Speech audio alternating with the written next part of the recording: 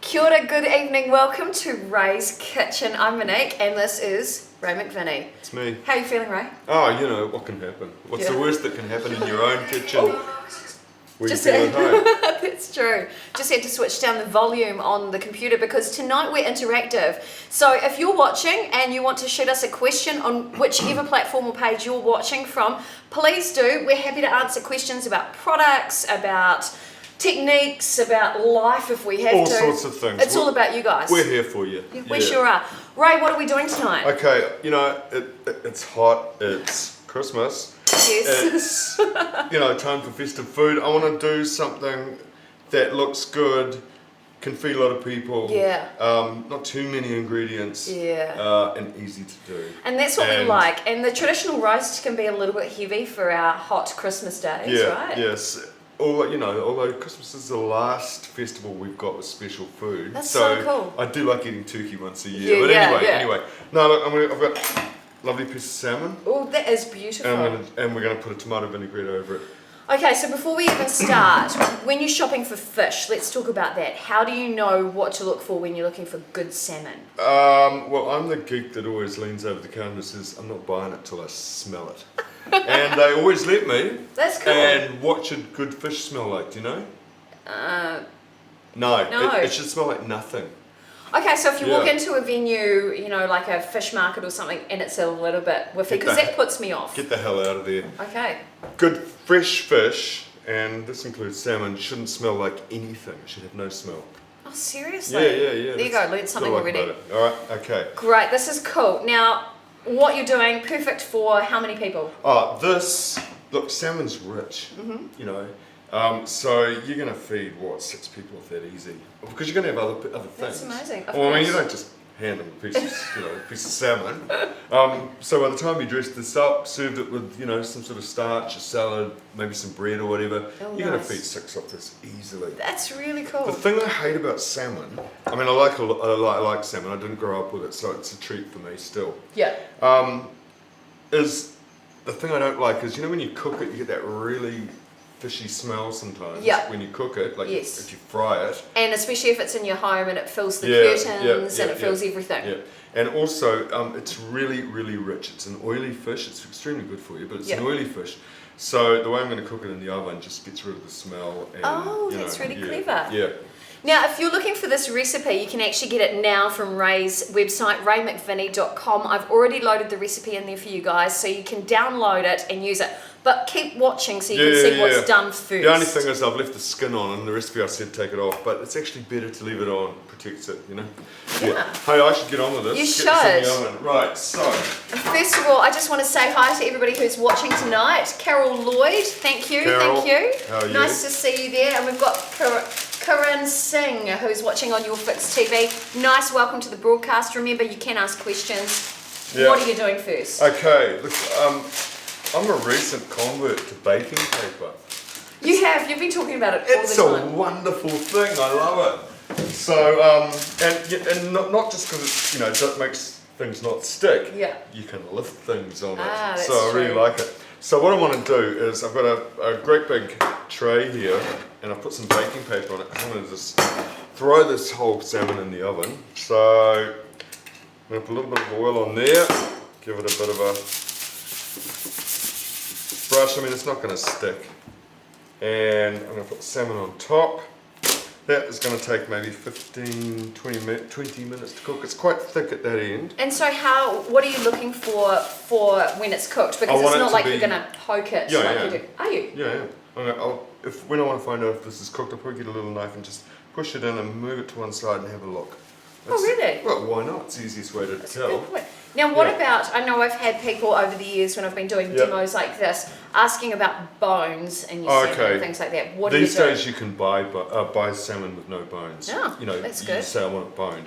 Not from the supermarket I got it from today, because I got my little salmon tweezers, or you go to the bathroom cabinet and you find your tweezers. And you pull out is there any left in here? I think I took them off. There's one. You just grab them, hold on to them really tight, and you pull the pinbones out, and you get really... That is awesome. I've never seen that up close. Well, you get really fast at it, so, it's no big deal. Are there any more in there? Can I do one? If there's any more? See that one there? Oh, can I do it? Can I do that? Go on, yeah. Okay, so I'm not a fish eater, so this is all very new to me. Yeah. Now you gotta really hang on to it really hard, and then hold the salmon. Okay. I mean, come on. Okay, my hands are clean, by the way. Oh, you do it. Yeah. It's quite hard down there. It is, yeah. Because that's where it's been cut. Oh, got you. So it's hard to hold on to. Yeah. I think they can take their chances with that one. That'll really, come out when they eat it and use a knife and fork. So I just want a little tiny bit of olive oil on this. Not too much. I only said about a tablespoon on the whole lot. That's a nice look. And a little bit of salt and pepper. No, actually not pepper, because it's going to look like dirt. So a little bit of salt. And I'm just going to stick that in the oven. The oven's on 200. In it goes. Now I can see Shannon Simpson's actually watching tonight too. Hi Shannon. Now obviously being a nutritionist, salmon will be one of your things on your list of recommended foods as well because it's so good for you, isn't it? Yeah, all fish is good for you. Well, all good food is good for you. That's true. As long as you don't eat too much or too little of anything. That's so true. That's why they call it food. That's true. Otherwise they might call it poison. I mean, yeah. Alright, I'm going to make a tomato vinaigrette. I love the way the French think of a vinaigrette as a sauce. It's basically oil and something sharp like vinegar or lemon juice. I'm going to do lemon juice today, but I'm going to put other things into it. Great. And I suppose it's a bit like a salad I'm going to put over the top. Oh, that's nice. Without any leaves. That's cool. Except for herb leaves. That's cool. Now, Aaron Gascoigne has just messaged in and said, "Did you pin this out, or did your manga do it?" No, I pinned it myself. Wow. So I pulled it all out. I mean, I've done it about 1,000,000 times when I was a professional chef. Because when I was a professional chef, you couldn't buy it when it was boned. You had to do it yourself. So you Yeah, it's a really good question. Yeah. But get yourself, if you do it yourself, get yourself some salmon tweezers. See how big, sort of fat they are at the end. I was just thinking they're so much bigger than my eyebrow ones. I wouldn't try. No. No. Okay, so I'm going to make the tomato vinaigrette. I'm going to look at this. Oh yeah, that should work.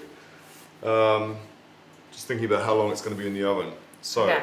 We've got plenty of time. Yeah. Now, if you guys are watching and you've got any questions, feel free to ask. If you're thinking about different suggestions for Christmas Day, God, we could be here all day with that. Oh yeah, look, so many options. You've got me for another 25 minutes or something. Yeah. You can ask me anything you like. So you want to know things about Christmas food? Ask me. Yeah, because you do love seasonal food, right? Yeah, absolutely. And I like festive food. And I like, as I said, Christmas is it's like the last festival we have that has special food. You might not want to eat that special food because it comes from the northern sort of hemisphere. Yeah, winter. it's a bit different from ours. But hey, let's talk about great food at Christmas. I really like it. Yeah, Christmas is a great time. You get to eat a lot, drink a lot, and you get presents. I mean, what could be better? And you see all your friends. You get to hang out with people you like. Exactly. Well, you can choose. You got to do both. Yeah, that's true. That's true. All right, I'm just going to potter along here doing this vinaigrette, and I think it's about 5 tablespoons of extra virgin olive oil. Okay, so don't use olive oil. Use extra virgin olive oil. Use New Zealand olive oil. Yeah. It's fresh. It won't be rancid. So a bit of a question there. Yeah. You just measured that out. Like I know you like detail. Yeah. How did you measure out 5 tablespoons? Because I know that when I get that bottle of olive oil, I go, that's about a tablespoon. And hey, it's not like I'm baking something that has to be a chemical reaction. Yeah. No, like I can change this halfway through making it. Whereas if you're making a cake, you can't. So you've got to get it bang on to start with. Yeah. Whereas this is pretty loose, Yeah. All right, and I need the zest of a lemon. Okay, so we'll just zest that. Can I ask a question? Because I know we've been asked this before. You don't have to ask a question. You don't have to ask a question. Oh, well, that's true. You can just ask. I've got a question. Yeah. Somebody phoned me earlier. No. Yep. And what's the difference between extra virgin and virgin olive oil? Okay, because I so know that's available. the amount of oleic acid in it's got to be less than 1%. I think that's what it is in this. So and it's usually like cold pressed. Yeah. An extra virgin is what they squeeze out of an olive. It's the very first thing that happens. Oh, okay. Yeah, so you want extra virgin because it will be the best, right? It's the first press. And you want it fresh too. That's not a good look. And the thing about olive oil is it's not like wine. It doesn't keep. After a year, you fry with it, you know. Okay. Yeah. So you want it as fresh as possible. Okay. That's why when you get imported stuff, I mean, apart from very good quality places like Salvatore that sells incredibly good quality olive oil, but I mean, supermarket olive oil from Italy, it says like produced in, what does it mean? What does it say? Produced in Italy? That oil could have come from all sorts of places. Okay. Tunisia, all over the place. And the longer you keep it, the more sort of rancid it gets. And you smell that oil. Okay, and that's a Sorry, good point. you that's got me cool. started on olive oil. No, because I'm a big fan of olive oil. Yeah. I use it every day, even in my baking actually, because I like the flavour. On your skin. Yeah, everything. Amazing. I know. You know, it's one of the easiest things for your skin to absorb. Yeah. I even know a very famous actress who uses it as her makeup remover and night cream. So, and she looks amazing with no plastic You go to surgery. Italy and you see those older ladies, you know, usually riding their bikes through the market. And the nonnas. Skins are They're beautiful. beautiful. Yeah, the nonnas. Yeah. So I do want to know though how you keep it, how best to keep it. So I have in the same brand. This is Village Press olive oil. We both use it. I have one of the big casks of olive oil in my kitchen. Now it's always beside my stove. I shouldn't be keeping it there. Don't keep it somewhere warm. You'll see that this is in a dark green bottle to protect it from the light. Yeah. Okay. And the other thing that you should always do after you've used it is wipe the rim. Because that stuff on the outside will oxidize, which means it goes rancid. Yeah. And if it gets back inside your expensive olive oil, although this isn't that expensive, no, it's that's good. what I it's love good about it. It will turn the whole thing. Eventually, it will turn it all Now, rancid. by the way, we don't get paid to tell you about that product. We actually really genuinely like it, made from real food. Like, we both use it. Yeah. I thought, There's otherwise we wouldn't be wasting our precious time. No, there's no product or brand endorsement there. Yeah. It's just a good All right, product. calm down. Okay. Yeah. Okay, I'm just putting the juice of a lemon in here. All right. Because that salmon is really, really rich, you need something to cut through that sort of rich flavour, and of course lemon juice is going to do that really well. So I've got 5 tablespoons of olive oil, some lemon zest. I need a small clove of garlic. New seasoned garlic's out. Yep. Loving it. I know, I'm very happy about it too. Yeah, very, very happy. But that is too big, that garlic. I don't want all of that because I don't want to eat a whole lot of raw garlic. That's true. So what I'm going to do is just use half of that and just chop it up really fine. Aaron Gascoigne has just messaged in and said, righto, you asked Ray about Christmas. So give me a 30-second recipe for brining my turkey. And for how long should I brine it for? And should I cover the bird with pancetta or prosciutto to keep it moist while cooking? Right. Aaron. All right. Wow. Basically, Aaron, I can't remember a recipe for brining, but just Google it. There's a million brining recipes, and they all have the same proportion of water to salt, which is what you want to make a brine. And when you brine it, it keeps it really moist. You know, really nice. Put pancetta over it. Pancetta is for cooking, and it's very fatty, and prosciutto is for eating, you know? Ah, yes, of course. Yeah, because you don't eat raw pancetta. No, you don't, but you can eat raw prosciutto. Yeah, and pancetta is really fatty, and that's what you want over like the breast and the legs of your turkey to keep it nice and moist. What do you prefer, to brine a turkey or to roast it? I just roast it, but look, I was just writing about this today, and one of the things that I always do is, even when I'm roasting a chicken, is I always put some liquid in the bottom of the roasting dish. Right. I don't just leave it dry. So with the turkey, I'll put like, I don't know, a couple of 100 mils of white wine and a whole lot of chicken stock, and that's what I base the thing with all the way through, nice. and butter all over it. But I mean, rub butter all over your turkey. That's a really good thing to do. Yeah, and butter's made from real food, so we like it. Made out of cream. Yeah, we like it. All Great right. question, thanks Aaron. Really, really good question, Aaron. Like it. Okay, so here's our start of our vinaigrette, or my vinaigrette, actually. Olive oil, lemon juice, zest and garlic, and then we'll put the other things in. Okay. Shannon Simpson, she's a nutritionist. She's just messaged in and said, hi guys, I love salmon, and Ray is so right about the portions. Because salmon has a higher fat content than other proteins, you do need a smaller portion than say a steak. Thank you, Salmon. Thank you, Shannon, for your contribution. Love it. Glad to see you watching tonight. Excellent to see a nutritionist who doesn't do all that stupid, pop nutrition, but just talks sensibly about food, which is really important. Yeah. Thanks, Shannon. Great to see you on the broadcast. Yeah. Okay. Half a cup of black olives.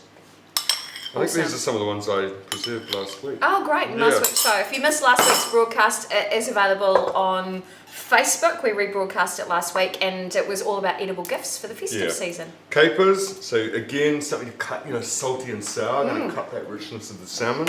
And then, hey, I've noticed in our local supermarket, they've got all the troughs of these coloured cherry tomatoes, which you didn't used to get. So that's really nice. Right. So I've got a pun of those, 250 grams of those. So I have to pull one of these out because they really are beautiful. Now I thought yellow tomatoes like this until I started working with Ray.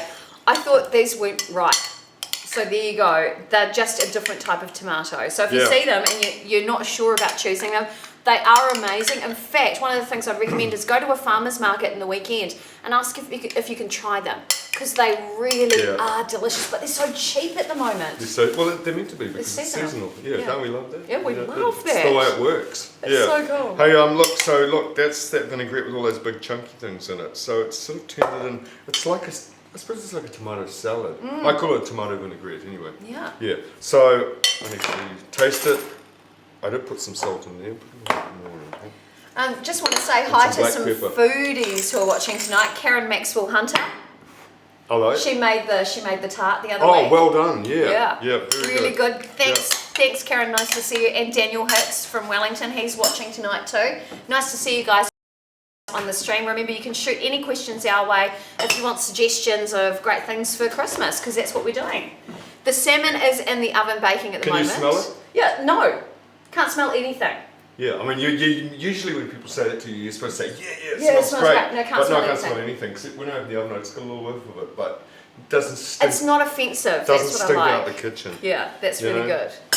Yeah. Okay, so that's all set to go, except for, excuse me, Monique. Yes, certainly. I've got some dill here, but you can just use parsley. Any sort of green succulent herbs are really good on this. And we've got a lot of tomatoes going on, so great paired with basil. Basil is my ultimate herb. I love it. I eat it all the time. I just love it. You can probably get counselling for that. Thanks, Ray. You'll be fine. Now, Shannon Simpson's just said, I love the different coloured tomatoes and the Spanish green ones you can get at Faro. Love them. Yeah, the Spanish green is really, really good. Okay, Shannon, shoot us a recipe idea. No, what would you do with them? I've got one. Yeah, Shannon. You know that stupid book and movie, Fried Green Tomatoes? It works. It really works. Slice those tomatoes and put some salt on them and leave them sitting on paper towels for a little while. Wow. Get rid of a bit of the moisture. Don't really need to do that. Flour them, dip them in egg, dip them in polenta and fry them. You get these crunchy green tomatoes. Ooh. Really, really good. I'm so going to try that. Yeah. I'm so trying that. Okay, I reckon that salmon just could be almost ready. Let's take a look. And Karen Maxwell Hunter just said, I made the tart again. Oh, well done. Did you put more jam on it? She did. Good work. She did. I'd love to see a photo of it, Karen. Yeah, do you have one? Yeah. Send us one. Send us a pic of that. It'd be really interesting. And she said, thank you, Chef. Big difference. Hubby loved it. That's the main thing. That's what we love it's too. Not actually, but you know what I mean. Shannon Simpson also said with the green tomatoes, she's done it. Oh, and so she loved it. You know exactly what I'm talking about. Yeah. Amazing. Good on you, Shannon. That's so cool. Great to hear from you and great to see you guys watching the stream tonight. Thank you so much. I'm going to find out if that salmon's cooked. So let's find out how you find out if the salmon's cooked. So. Wow. So the colours change. It's so pretty. Yeah, I know. I actually like it a little bit medium rare. And for me, see that? Yeah. So it's just kind of moving. See, I don't care if I make a slit in that. I'm going to pour all that over it. You don't want to see it. And I've left the skin on because you can just eat this with a spoon. It'll just come off the skin, really easily. And of course, having the skin on there holds it all together, make sure it doesn't break up. Look, I think that I might give that just 3 or 4 minutes longer. So you've kept that on what temperature? 180? 200. Okay. Yeah, I tend to have the oven on either 200 or it's off. You know what I mean? Yeah. Is that like an Italian thing? No, it's a chef thing. Oh, right. Because we used to have the restaurant oven when I was a professional chef on 260 because you're opening it all the time. So it was just blasting away. Yeah. God, that's full on. That's exactly. That's now we've got to mess around here for 3 or 4 minutes. So come on, what about some more questions? We want some more questions. Yeah, help us out here. Karen Maxwell Hunter said the tart's all gone. It was beautiful. Well done. Good on you. That's great. Shannon Simpson. Oh yeah, she said, oh my God, I've done that, Ray. Come on, you guys, shoot some questions. Look, if you're struggling with your life, Christmas ideas maybe. Who knows? Okay. Oh yes. Yep. Go-to menu for dinner, for family dinner. Yeah. That even the kids will love. Would they eat something like salmon? Yeah. And how do you get kids to eat salmon? Because it's so good for them. Well, put vinaigrette on it. That's how we got our kids to like broccoli. I mean, vinaigrette. When kids love vinaigrette, it's sort of sweet and sour. It's nice. Oh, of course. Yeah. But if I was going to do like a wide appeal, dinner. Yeah.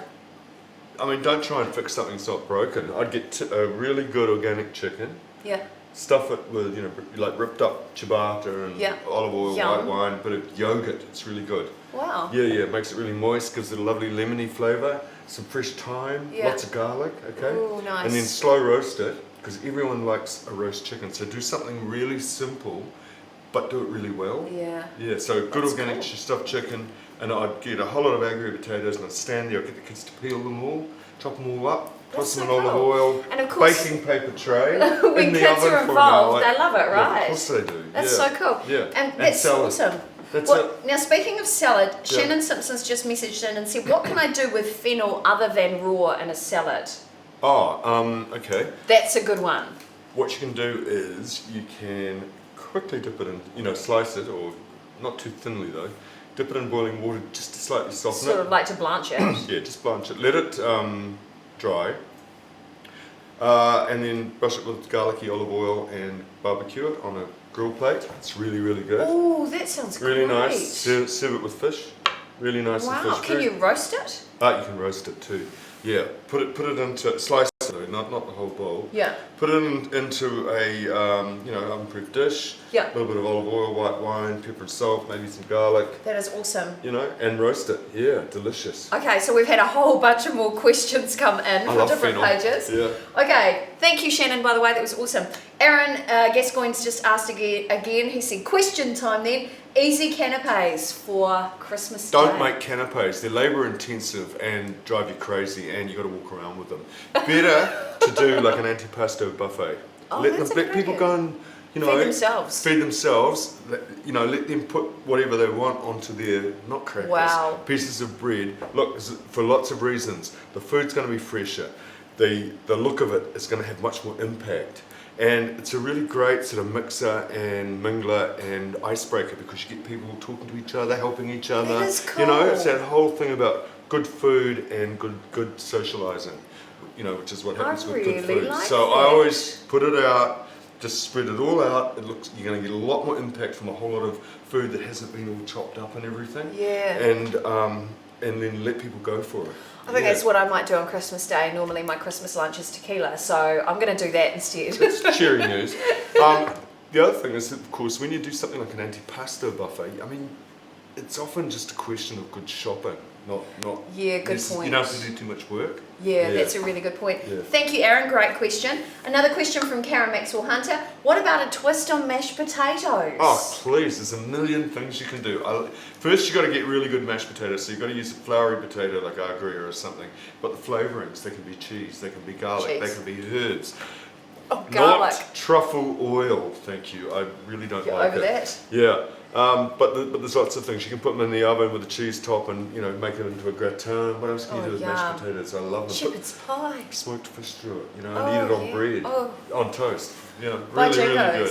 Yeah. I reckon our salmon's ready. Okay. All right. Now, while Ray's doing that, Simone Butler, thank you for your question. Any tips for cooking my first turkey for the in-laws? Have a glass of wine. It's really interesting, that one. Yeah, as I said, I was writing about turkeys today. The thing about turkey is that you don't want the legs and things to dry out while the rest of it, isn't cooked. So lots of butter over it, a bit of liquid, so, make some steam in the oven so that you like white wine and chicken stock in the bottom of the pan, so that you make some steam so that you keep it moist. If you think the legs are going to dry out, rub some softened butter over some foil and just wrap foil around them. You can put bacon, streaky bacon, because it's fatty, or pancetta over the breast to keep it moist. Yum. It's basically a question of keeping it moist. If you're going to stuff it, make sure your stuffing is got lots of strong flavours. And remember that turkey it's good with sweet things, so you can use dried cranberries and sweets. Oh wow, inside for the stuffing. Yeah, in the stuffing. Wow. Okay, and don't think of stuffing as this bland filler. Think of it as another dish that you're cooking inside the turkey. So it should be really full of flavour. You know, no one when I'm teaching cooking, I always say cook like you mean it. Make sure all your flavourings are really punchy. Yeah. Yeah. That's really so cool. look, in the 3 seconds I got to talk about turkey. Is it Shannon? No, that question was from Simone Butler. Oh, Simone, in the 3 seconds I got to talk about turkey, I hope you got a few ideas about that. The other thing is, as Monique says, have a glass of wine, don't panic, relax. You always cook better when you're enjoying it. Give yourself time to do it. Turkeys often take longer than you think. Yeah, that's true. Yeah. We've just had another couple of messages. Shannon Simpson just messaged in and said thank you for that recipe suggestion, by the way. And she also said, I love that Ray has said to put liquid in with the roast. My mum taught me to do that. And people think I'm crazy when I do it. I am, of course, but not for that reason. So good on you, Shannon. Yeah, no, we're all crazy, Shannon. We love it. Yeah, always, it's good to make a bit of steam, and what better than, well-flavoured steam. Heck yes. And of course, the thing is that even if all that liquid that you put in the bottom of your turkey or chicken roasting dish disappears and evaporates, you're going to end up with really great, caramelized pan juices stuck to the pan. That's going to make great gravy. Oh yeah. All right, give me that big white platter there, young woman. Okay. Okay, I'm going to put it in here. So when it comes to serving this, I know you're going to put it on the dish. What do you serve this with? What do I serve this with? You can serve this with just plain white rice if you wanted to, and like a leafy salad. Yeah. Green beans. You don't need anything that's too highly flavoured, because this is quite highly flavoured and rich. So a crusty bread? Look, a couple of big loaves of crusty bread that you ran under the cold tap, stuck in the oven and made all crusty in the oven. Yeah, really good. So hey, let's just see. No, the dill I've just knocked over there, don't worry. We'll just put that there. So Karen Maxwell Hunter just said, thanks guys for the help. Garlic and cheese for the mashed potatoes. Yeah, garlic and cheese is good. And Simone Butler just said, oh, wine and stock. Love that idea. Thanks guys. Well, thank you for messaging in and asking. We love you guys being part of the broadcast. That's what this is all about. It's all about, yeah. Hey, look, see, that's why I like baking paper. Because makes clean-up easy, certainly, doesn't it? Makes clean-up really easy. Has the stuck, I hope not.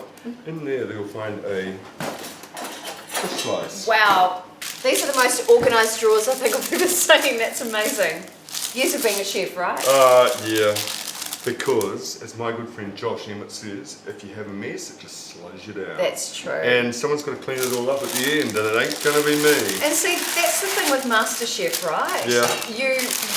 Did that drive you crazy with all the mess everywhere?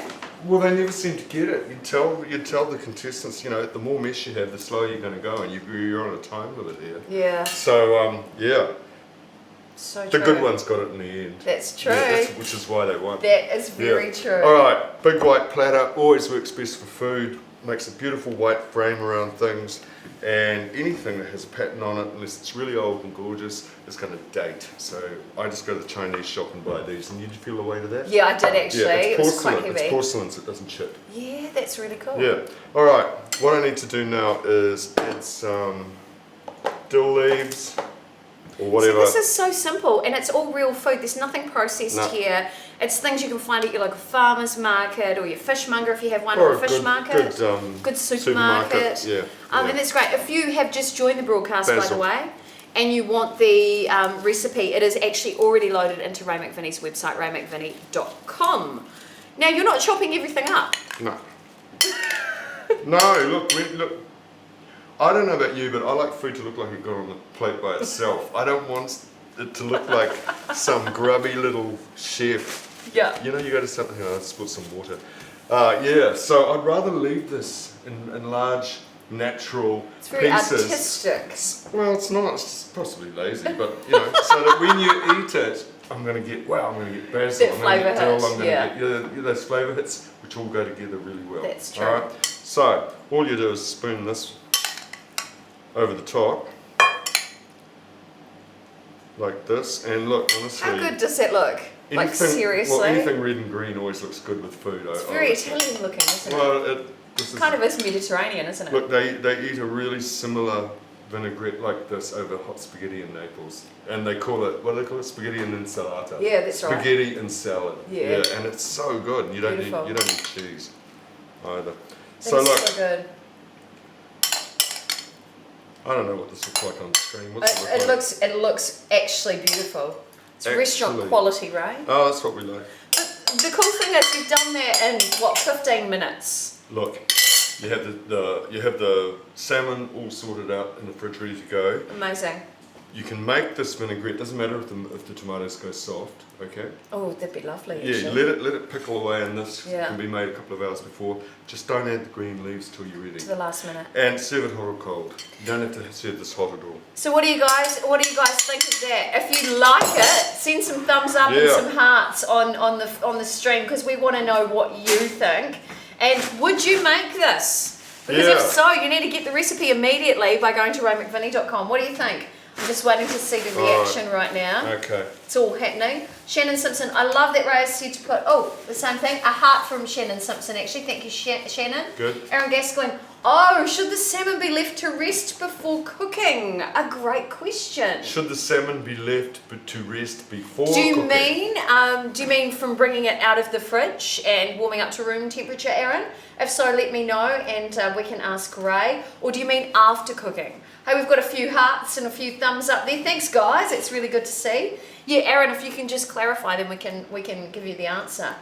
But that is a good question. Would you pull it straight out of the fridge and then straight into the oven, or let it room? Yeah, I mean, really, it's really just. I know you should let it come to room temperature, but if I know it's cold, I have to cook it longer. That's all it is. I mean, there you go. You know, don't get hysterical about it.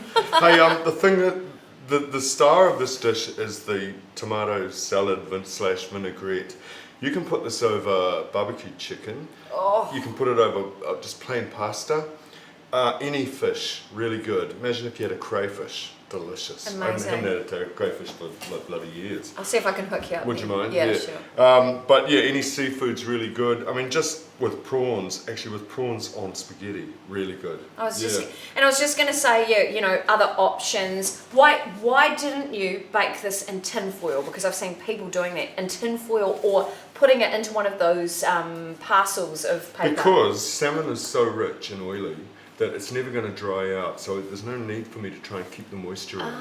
Yeah, it's totally going to work. So if you're using another fish, would you have to put it in one of those? No, you wouldn't. You just would be really careful about cooking it. Don't overcook it. Oh, you know? That's great. Yeah. I've learned so much tonight. Aaron said, yes, we've answered his question. Oh, good. Thank you, Aaron. You've asked great questions. Thanks, everybody, for those questions. Yeah. And if you want the recipe, it's already on Ray's website. So head there now. There are some other recipes already loaded into the website for you to try. But Ray, I've had the coolest time. Thank you. Yeah, I enjoyed myself too. And hey, listen, everyone. Merry Christmas. Eat good food and enjoy yourselves.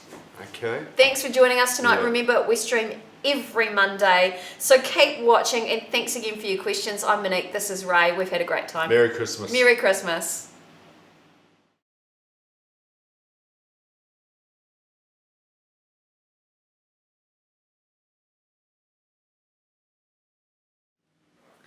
Hi, welcome to Ray McVinnie's Kitchen. I'm Monique. This is Ray.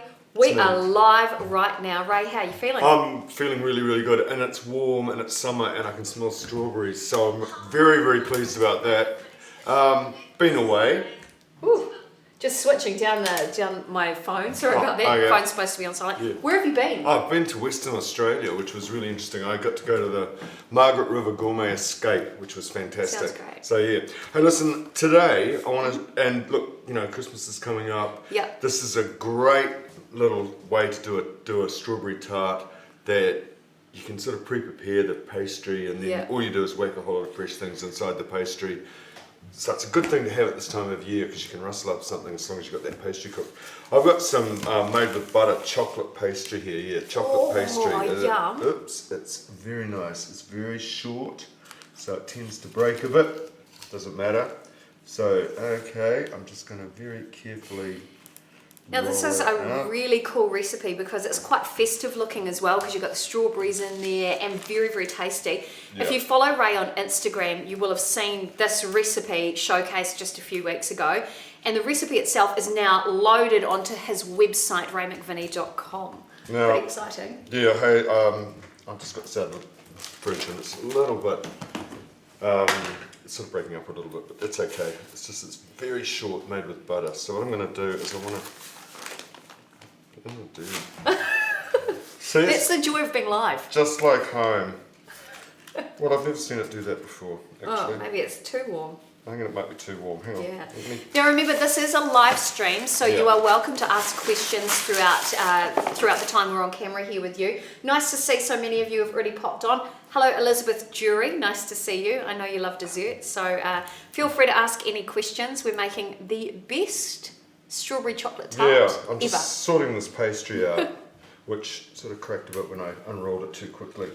So anyway, it's not a problem, it's very forgiving. Don't worry about the white sort of flour on there, like that. And remember, when you're doing a tart thing like this, all you got to worry about is you don't worry about the inside. You can patch it because you're not going to see the inside. So look, this is going to be interesting.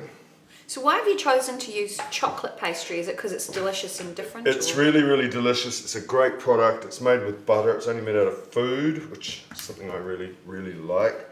And it would just seem to me that the best thing to do today is Squish it all together. squish it all together and roll it out yourself, which is what I'm going to do. Now, is this something, would you make a pastry like this from scratch as I well? would never make a pastry like this, and there's no need to when you can get pastry. You can buy pastry from Panettone like this. Gotcha. Believe me, this is my mishandling of the pastry, not anything to do with the pastry. So, we'll do it the long way here. I know. That's great. Oh, look, I was going to be all slick and, just do this so quickly.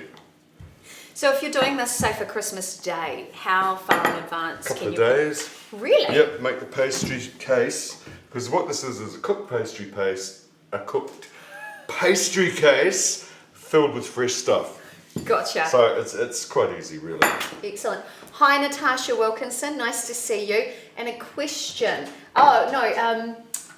Elizabeth Jury said, I will have to try a gluten-free version. Well, she probably will. Well, she's from the gluten-free store, so... Oh, okay. Yeah, so she can definitely try that. And Peter Fan just said, nice tart, chef. Yep, thank you. Hope you're talking about this one, not me. Yeah, right. Hey. So what I'm doing is I'm just patching this because with most... This is like cookie dough. It's so short. Whoopsie. So, of course, it's quite hard to roll out at times. Yeah. But I'm not worried about that. See what I'm doing? Well, it will all cook together anyway, won't it? The outside will be smooth. You don't have to worry.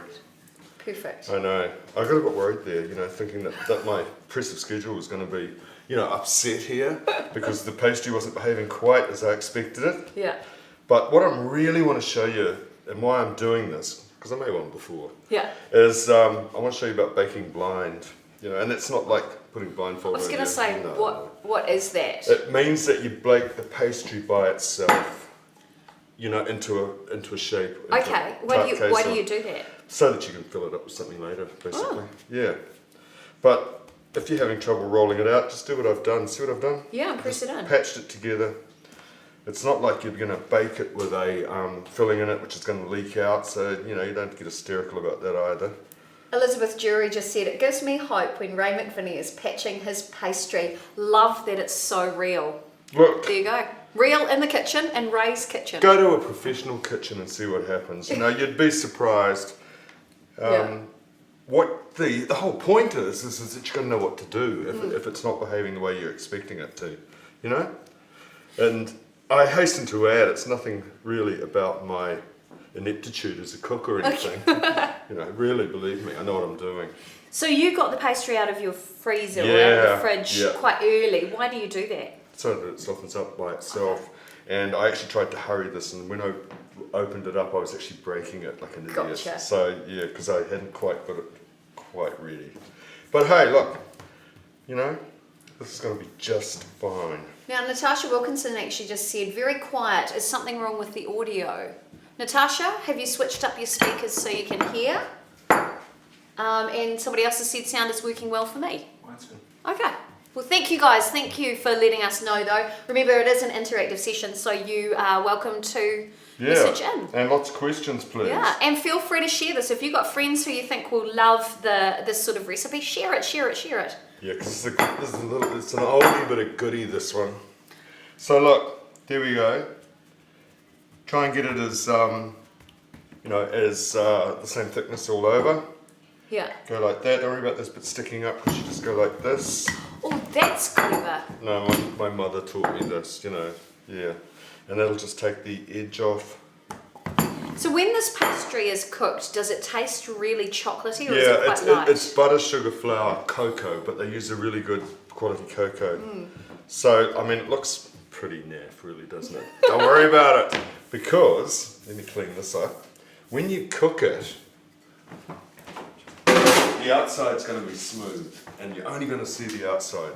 The only thing you don't want to do is make this too thick. Okay, gotcha. So Pete just asked if we can show that up. Yeah. How's that, guys? Can you see that? Can you give us some thumbs up if you can see that okay? Yeah, that's great. All right. Okay, so give me that. Yep. Moving right along. Along, no mucking So around. now you're going to bake it blind. So you're going to get some tin foil or some baking paper. Make sure you push it all into the corners. Okay, like that. And then you either get some baking weights or just rice or barley or some sort of grain that's not going to burn if you do it. Got some baking weights. These little ceramic baking weights. Push those in there, and they hold that pastry in shape, like while it cooks. Yeah. So you don't need to wet them or anything. No, you don't. And if you didn't use this to hold this in place, when you put that in the oven empty, that pastry will all just melt. Gotcha. Yeah. What are these made out of? Like pottery. Yeah, they get really hot. Yeah. Yeah, great little things. So that's just going to go in the oven, like 180 degrees, 15, 20 minutes. Okay. Remember, see the colour of this pastry? It's beautiful. Very it looks dark. like it's burnt. So be careful you don't burn it, because it's really hard to tell. So 15 minutes for a tart like this, or if you're going to make a round one, 22 centimetre diameter one, about 15 minutes, because you want to cook it but not burn it. Okay, gotcha. Right. So there you go, there's a tip. And if you're looking for this recipe, it's on Ray's website, raymcvinnie.com. It's all loaded in there for you guys. Okay, so that's the hard bit? Yeah, that's the really hard bit. So look, while that 15 minutes is going on, just leave your rubbish over there, you get rid of this very attractive flour container.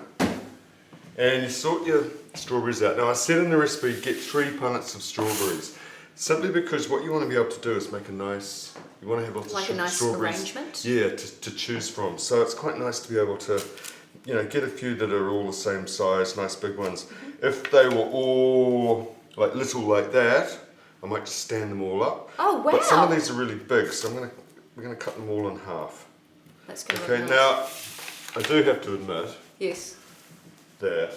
Yes. Over here, I've got a tart case which I made earlier. It's just like TV, isn't it? It's just like TV. I mean, we don't want to bore you. We don't want to bore you to death with boring things. It's like standing here waiting for it to cook. So I've got a tart case, which I made funnily enough, in that same tin. Don't worry about the white. This is just white flour that I used when I rolled out the pastry. That'll all just disappear. And this is what you do to the inside of it. Okay. Okay. Nice and easy. I think even I can do that. Now I saw something online, Ray, that the best way to get these green bits off your strawberry is to take a straw and shove it through the bottom, and it pushes the stalk out on the top. God's sake. No, there's a knife, there's a strawberry. Goodbye. Hello, we've got strawberries. Okay, cool. Alright. Otherwise, I had to ask, right? But that's a really good point. People have all this gadgets and stuff in their kitchen, and it just means you've got to wash it all up and clean it up at the end. Do as much as you can with the knife, Yeah. Oh, we've got some more questions. Oh yeah. Elizabeth Jury said she's going to your website to get the recipe. Yep. Heather Bohr, is it? Heather Bohr. Yep. She said, I bet Ray was a master mud pie maker in his early days. Oh yeah, for sure, Heather, thank you very much. Yeah. Hey, I just want to say that if you can't get your hands on some chocolate pastry, sweet short pastry is going to work just as well in this recipe, and it's dead easy. I've got 300 mils of delicious little straight cream here, which I've whipped.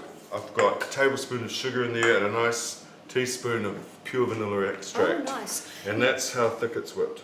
Now, we just had another question come in. This is Claire Bennett, who said, I often have trouble with cooking the pastry bottom properly. Any secret things, Yes, Ray? I have. And I say this in the recipe, 15 minutes to cook this, but like when you get to 10 minutes, it's probably firmed up enough to hold its shape. Okay. So take that out, okay, the foil and the weights, and then put it back in empty, and it'll cook all this. Oh, that's clever. Yeah, you need, or do it after 15 minutes, but give it a little time with no covering, so that there's no steam going on, and there you go, Claire. you'll crisp it up. Yeah. Good question. Okay. So, this is what French call creme chantilly cream. Oh yeah. Sweetened cream with vanilla in it. So make sure it's nice and thick. Don't do it sort of runny, but don't turn it to butter either. But it's quite thick. And as I've said, you've got more strawberries than you need there. If you want to sort out exactly how many you need, you can actually slice up the rest and put them in there. Oh, yum. Yeah, put in there. But I mean, I don't worry about strawberries being left over. Do strawberries ever go to waste? No, never. Of course not. Of course not. Now, last year, Ray, we worked on a recipe together. We did a demo, and it was the thing you call an Eton mess. Oh, Eton mess, yeah. Which has got strawberries and cream with bits of pavlova. Could you take meringues? That's right. Could you take something like that and just put that? You all could, in there? but I wouldn't put the meringue in there. Too sweet. Okay. Yeah, cool. way too sweet. Noted. Yeah. All right. So, ladle of cream in there. Okay.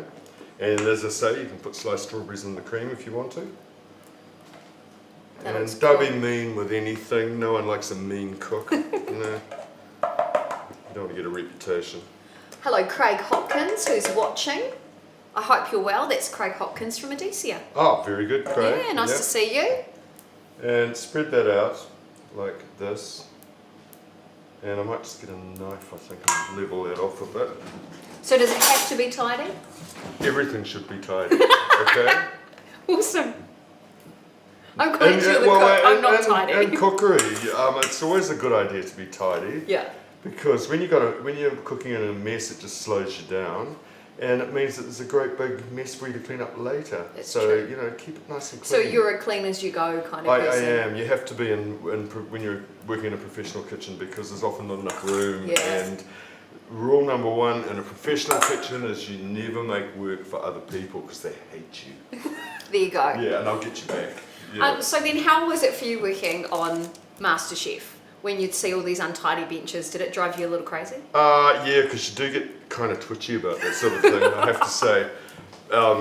Yeah, but we generally got that through to them in the end. Yeah. So see what I'm doing? I'm just That's pretty. kind of line up the strawberries, finding strawberries of the right size, because I reckon I should be able to get about 4 across here.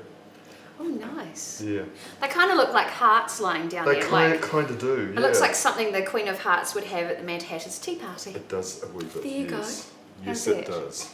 So if you're theming a party coming up in the future, you've got an idea. Yeah, maybe I should have gone that way. No, I like this. And I think actually we're going to not worry about... So if it's a different time of year and strawberries aren't in season, what is something you could use to replace the strawberries? That's a really hard one actually, because what you want is something which is really tender and that you can eat without cooking. Berries are perfect. Yeah. I mean, imagine that with raspberries. It's very nice stunning. too. Yeah. Mandarins? No, not citrus. No? No, I think this is a summer thing, and Okay. keep it for summer and enjoy it. And isn't that the nice thing about food though? Being able to know that, as I said before, the weather's really warm, it's almost Christmas, and what can I smell? I can smell strawberries, Yeah, good point. Yeah, you don't have to have everything all the time. Otherwise, there's nothing to look forward to. Nice to see. Or there's nothing to mark the seasons. Yeah. Yeah, Yeah, that's true. Yes, you do love seasonal food, don't you? Yeah, I do, and I like that whole thing of the way that food does that. It's a very nice. That looks so pretty. Sort of way. Yeah, I mean, and as you can see, it's really hard to do. Yeah. Even I could do it, and that's saying something because I am a bit domestically challenged. Well, I could do that. Yeah, you could. Even the kids could do it, eh? The kids could really easily do this. And all this is about being organised and sorting, just getting it sorted out. See, I'm just cutting little slices off for on your fix, someone's called Karen Singh wants you to say her name. Okay, Karen Singh wants you to say her name. Karen Singh. Why am I saying your name, Karen? She's just popped up on your fix. Thanks for watching, because we're simulcasting currently across multiple platforms tonight. So Your Fix TV, my Facebook page, we're on your page, Ray, and can't remember where else we are, but we're everywhere. Thank you for popping in and saying hi. Feel free to share this with everybody else, and if you've just joined the feed, you can download this recipe from Ray's website, raymcvinnie.com. Hello to Tim Fenwick, who's popped on, Sandra May, Karen Teague, nice to see you, and a question from Elizabeth Jury. Blueberries, are they too subtle? No, blueberries would Well work. done, Elizabeth. Yeah, so berries are a really good thing. Okay, so you got this thing filled up. Now what I need to do is get some. Now the best thing to use, and I'm using it today, is red currant jelly, because it's a jelly, so it's nice and shiny, but it's not as sweet as jam. Now, what's the difference? That's what I was going to ask. What's the difference? Well, it's just not as sweet, and it's a jelly.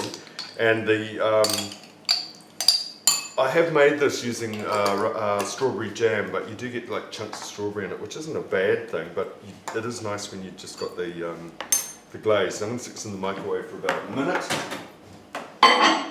And another question. Oh, Simone Butler just said, looks amazing. Thanks, Ray. But we're not there yet, Simone. Nearly there. Nearly there.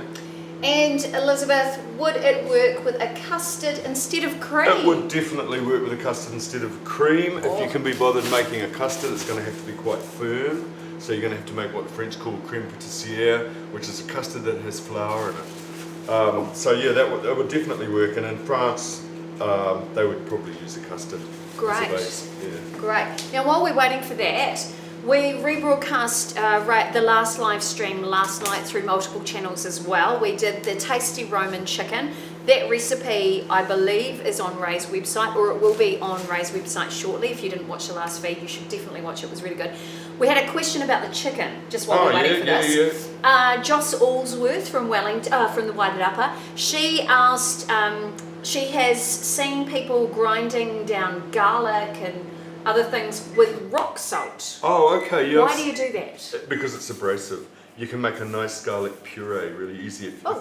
I mean, sometimes I'll get the side of a knife and a peeled clove of garlic and some salt and then just grind it. And of course the salt's like an abrasive, so it grinds it up really easily. And of course it seasons it at the same time. Oh yeah, perfect. There you go, Joss, if you're watching tonight, answer there for you. Yeah. Great. Question from Pam Tyndall. What brand is that jelly? This jelly is Mrs. Bridges. Mrs. I Bridges. got it, and I got it from my local. Now I've made it too hot.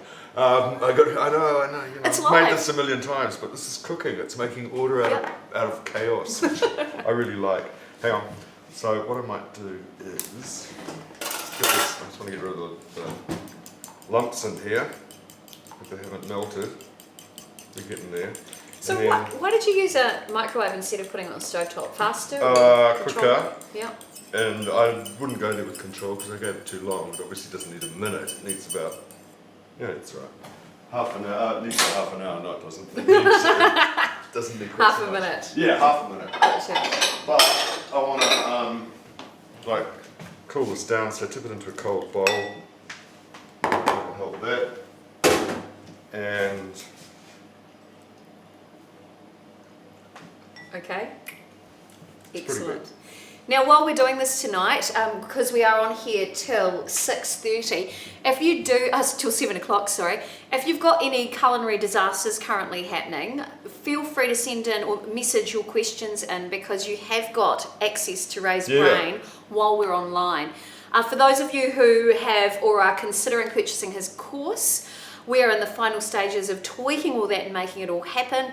Ray's been overseas, so we have been a bit delayed with that, but that will be coming out very shortly, and it gives you a great repertoire of recipes. All the details are on his website. And everyone should have a repertoire of recipes that you're good at and that you make, over and over, and that people ask you to make because they like them. And that course is all about the things that are good to know how to make. Yeah, I'm really excited about it. Peter Fan just said, looks so light and fresh. Is it not too sweet, Chef Ray? No, it's not too sweet because the pastry has that slight bitterness of cocoa, so that's not too sweet. The cream isn't sweetened very much. There's only a tablespoon of sugar and all that And cream. all of it? Yeah. Well, that's not much. There's a lot of sugar in this. And then the tartness of the strawberries, and then you get a bit of sweetness from this, but this isn't as sweet as jam, remember? So. And I wanted to ask, why did you use black currant instead of strawberry? Because this is black currant. Oh, red currant, sorry. No, this is red currant jelly. Red currant jelly. Yeah, which is a very different sort of, it's traditionally used in France as a glaze for things like fruit pies. See, I haven't bothered putting anything in between yet, but I'm going to now. You don't want to leave any of the cream sort of. It looks so good. Yeah, so you really like throw it on. That is really, really delicious. And what I like about this is achievable for any cook, and it's going to look like you bought it at a French pastry shop in Paris. Oh wow! You know, and you can get this ready 3-4 hours before you need it. You have the pastry case made in the, in your cake tin, airtight container, 3 or 4 days before you need it. Just means that you can rustle up one of these babies, no problem. And your guests, when you put it on the table, they're going to go, wow. And Which that's is what we want, right? Yeah, totally. Yeah. And a nice alternative, I think, on Christmas Day instead of, the traditional steamed pudding or I've a done trifle. this for Christmas Day. That'd be People great. really like it. I mean, look, strawberries, chocolate strawberries, cream and jam. You can't beat it. Yeah. It's delicious. Yeah. And as you can see, I'll repeat it, it's so hard to do, A question just come in from Karen Maxwell Hunter. Can't seem to find the right pastry for my pumpkin pie. Can't make homemade. It's awful when I try from scratch. Any suggestions? Yeah, go buy yourself some panettone sweet short pastry. It should work for a pumpkin pie. Yeah, great question there. Yeah. And a random question apparently from Claire Bennett. I have a random question. Do you have any inspiration, please, for vegetarian recipes on Christmas Day? Everyone talks about whether to have duck or turkey or chicken, etc. But what about we non-meat eaters? I love your cooking and would value any ideas. I know what you mean. You don't find a lot of discussion going on, between tofu and lentils. What would I do? What would I do I'd just get I'd do like a spread of every nice sort of Mediterranean, summer, recipe, dishes, all my favourite Mediterranean dishes. Eggplant, yum. exactly, all that Peppers. stuff. Yeah, but with feta, so you've got some protein going on there, maybe some grain, and I'd do a spread of like maybe 4 or 5 dishes. Yeah, that's a good idea. You're not going to be able to do that big centerpiece of a turkey or whatever. So, I might slide this onto that white platter now, get it off this filthy board. Karen just said, thank you, chef. My pleasure, Karen. Not a problem. Claire, I'm not vegetarian, but I don't eat a lot of meat. So on Christmas Day in my household, we do Mexican, and that's our Christmas tradition. So we have lots of beans and rice and cheese and things like that instead. And it's just a lighter alternative. That looks amazing. Oh no, I'm just going to get into the drawer. It's where the fish slices are kept so that I can ease this Oh wow. onto there. I can't believe that just happened. I mean, you just saw me do this. It's amazing. It's not hard at all. And see those lemon leaves? Just give me a couple of those. These here? I mean, we might as well do the styling. Oh, of actually, this I'll so just you can- bring the whole thing bring the over. whole thing over. Cool. And that's just some lemon leaves off the lemon tree, basically, which, as soon as I get a pair of Had scissors. some nice thumbs up come through as well. People Oh, are good. clearly liking the recipe, so it's good. great. You just sort of stick a few lemon leaves under here as a... Oh, that's so pretty. I know, well, it's Very nice. Christmassy with the leaves in I there thought like that. so. Red and green, you can't beat red and Yeah. green. Always goes really well. Yeah, giving you top marks for presentation today. Very nice. Thank you. And we've got some extra strawberries, so let's throw a few of those on there as well. And you could put this down at Christmas time and people would like it, I think. That is unbelievable. It looks So- restaurant quality, and you've I just know, done it so I know. quickly. Well, you get that. That's what I was saying. It looks like you bought it from a... Kind of like that. Looks like you bought it from a French pastry shop, and it is dead easy, and it's all made out of food. Anything with additives in there, maybe the pectin and the jam, but that's all just made out of real food.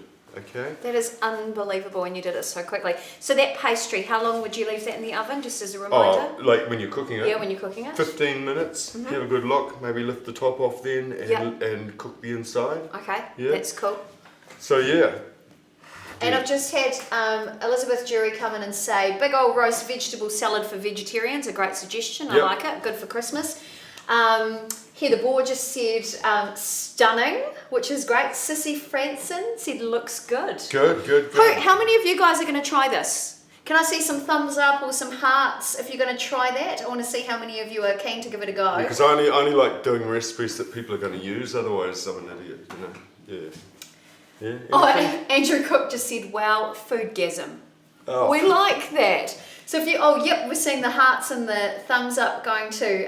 So people are going to try it. We like that. Good. Now, if you've only just joined, that recipe is on Ray's website, raymcvinnie.com. It's already loaded up there. Oh, heaps, look at that, Ray. Oh, that's amazing. Lots of thumbs and lots of hearts. Good. And remember, these are interactive sessions. We deliver a new session every Monday at 6:30. So make sure you log on and watch, because you can ask questions. And we've got heaps coming up, Ray. So lots. We'll be doing some things with eggplants coming up. What else are we doing? Salmon? Oh yeah, we want to do like a salmon. Yeah, it's one of the quickest things you can do, and you can just roast a whole side of salmon in the oven really quickly. We do it with a tomato vinaigrette or something like that. And next week we'll be in the kitchen making Christmas gifts that are edible. So really good timing for those of you who want to make something for the kids' teacher, or if you want to make gifts for the family to give away at Christmas. Really simple ones though. It's basically going to be assembly. Dead easy, and it's all made from real food. Craig Hopkins just said, looks great, I will try it. Good lad. That's what we like, Craig. Great. Yeah. Wish it was 7 once kids were in bed. Haha. Ah, okay, we're too early? You'd rather it was happening at 7 o'clock. Oh, would you guys prefer it at 7 o'clock? In fact, if you guys let us know on Ray's Facebook page which time you'd prefer, because we're happy to work in with you guys. Yeah, I mean, we did Monday at 6:30 because most people said Monday, didn't they? Monday, that's right. Yeah, but 6:30 a bit early, is it? All right. Oh, that's cool. You just let us know. Scoping out the market here. Yeah. But we will be on here every week. And if you try the recipe, we want to see your pictures as well, so make sure you add them onto Ray's timeline. Definitely. Because we want to reshare all your greatness too. And if you've got recipe suggestions or ideas you want to share, send them into Ray. Yeah, I'm always interested. I always like to learn new things, and the whole thing about cooking, which all you guys will know, is of course you can never learn everything. That's true. So anything that I can learn, I always love it. Yeah. I reckon at some stage in the future we should do a competition as well. People can send in their best recipe. What do you reckon? We'll work on that. I think it's quite a nice idea. Yeah, because we really want to interact with you guys as much as possible. Right. So what's the time? Is it nearly 7? It's 7. 7 o'clock, we made it. We did it.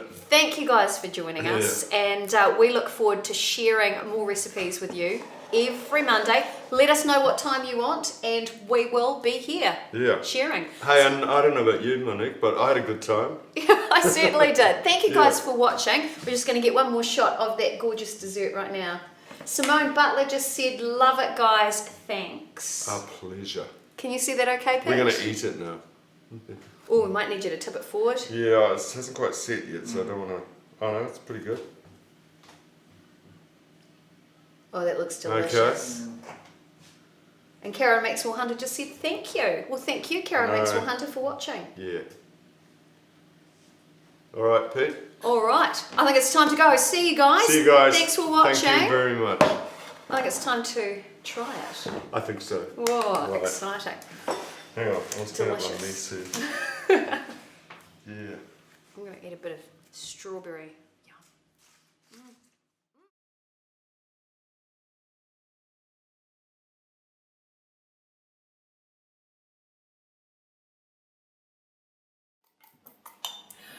Hi, good evening and welcome to Ray McVinnie's live stream. This is Ray. Good evening. Good evening. I'm Monique and I'm your co-host this evening, Ray. We're very excited because tonight we've got a bit of a Christmas theme, haven't we? Well, it's Christmas and, you know, you can buy all sorts of things, but what shows someone that you really love them, you know, is when you give them your skill and your time. And what I'm going to show you is some edible gifts. You don't need a lot of skill, you do need a little bit of time, but they're going to love it. They're very, very simple. First thing I want to make is some seeded turmeric crackers. Sounds delicious. Too easy. So good. Now, if you follow Ray on social media, you will have seen the picture on his Facebook page and his Instagram page. The recipe is great, and you've got a few ingredients here that you can use. I'm going to do this in real time. I'm just going to do it. Like, good to have a food processor for this, because what I want to do is get a cup of flour and put it into the food processor, and 25 grams of butter also goes into the food processor. Teaspoon of baking powder and half a teaspoon of salt, teaspoon of ground turmeric because I love the flavour, and that's all for now. And all I'm going to do is pull that off there. Gets a bit dusty, but I'm just going to turn this into like breadcrumbs. Oh yeah, sure. If you haven't got a food processor, get a big bowl and rub the butter through with your fingertips. Oh, like you would do with scones. You're rubbing the butter through basically. But gotcha. Food processor does it really quickly. Yeah. Yours is so quiet. It's quite quiet. KitchenAid. Yeah. That's really good. Yeah. Now, remember, we're live tonight, so if you've got any questions, you can ask by putting them in the message area on the page, whichever page you're watching from. Whether you are watching on the Adessia page, welcome to all the Adessia followers tonight. Whether you're on Ray's page, my page, or your Fix TV, send us in your messages. I'm watching from the side of the table here with the computer, so I'm passing on your comments and questions to Ray. Right.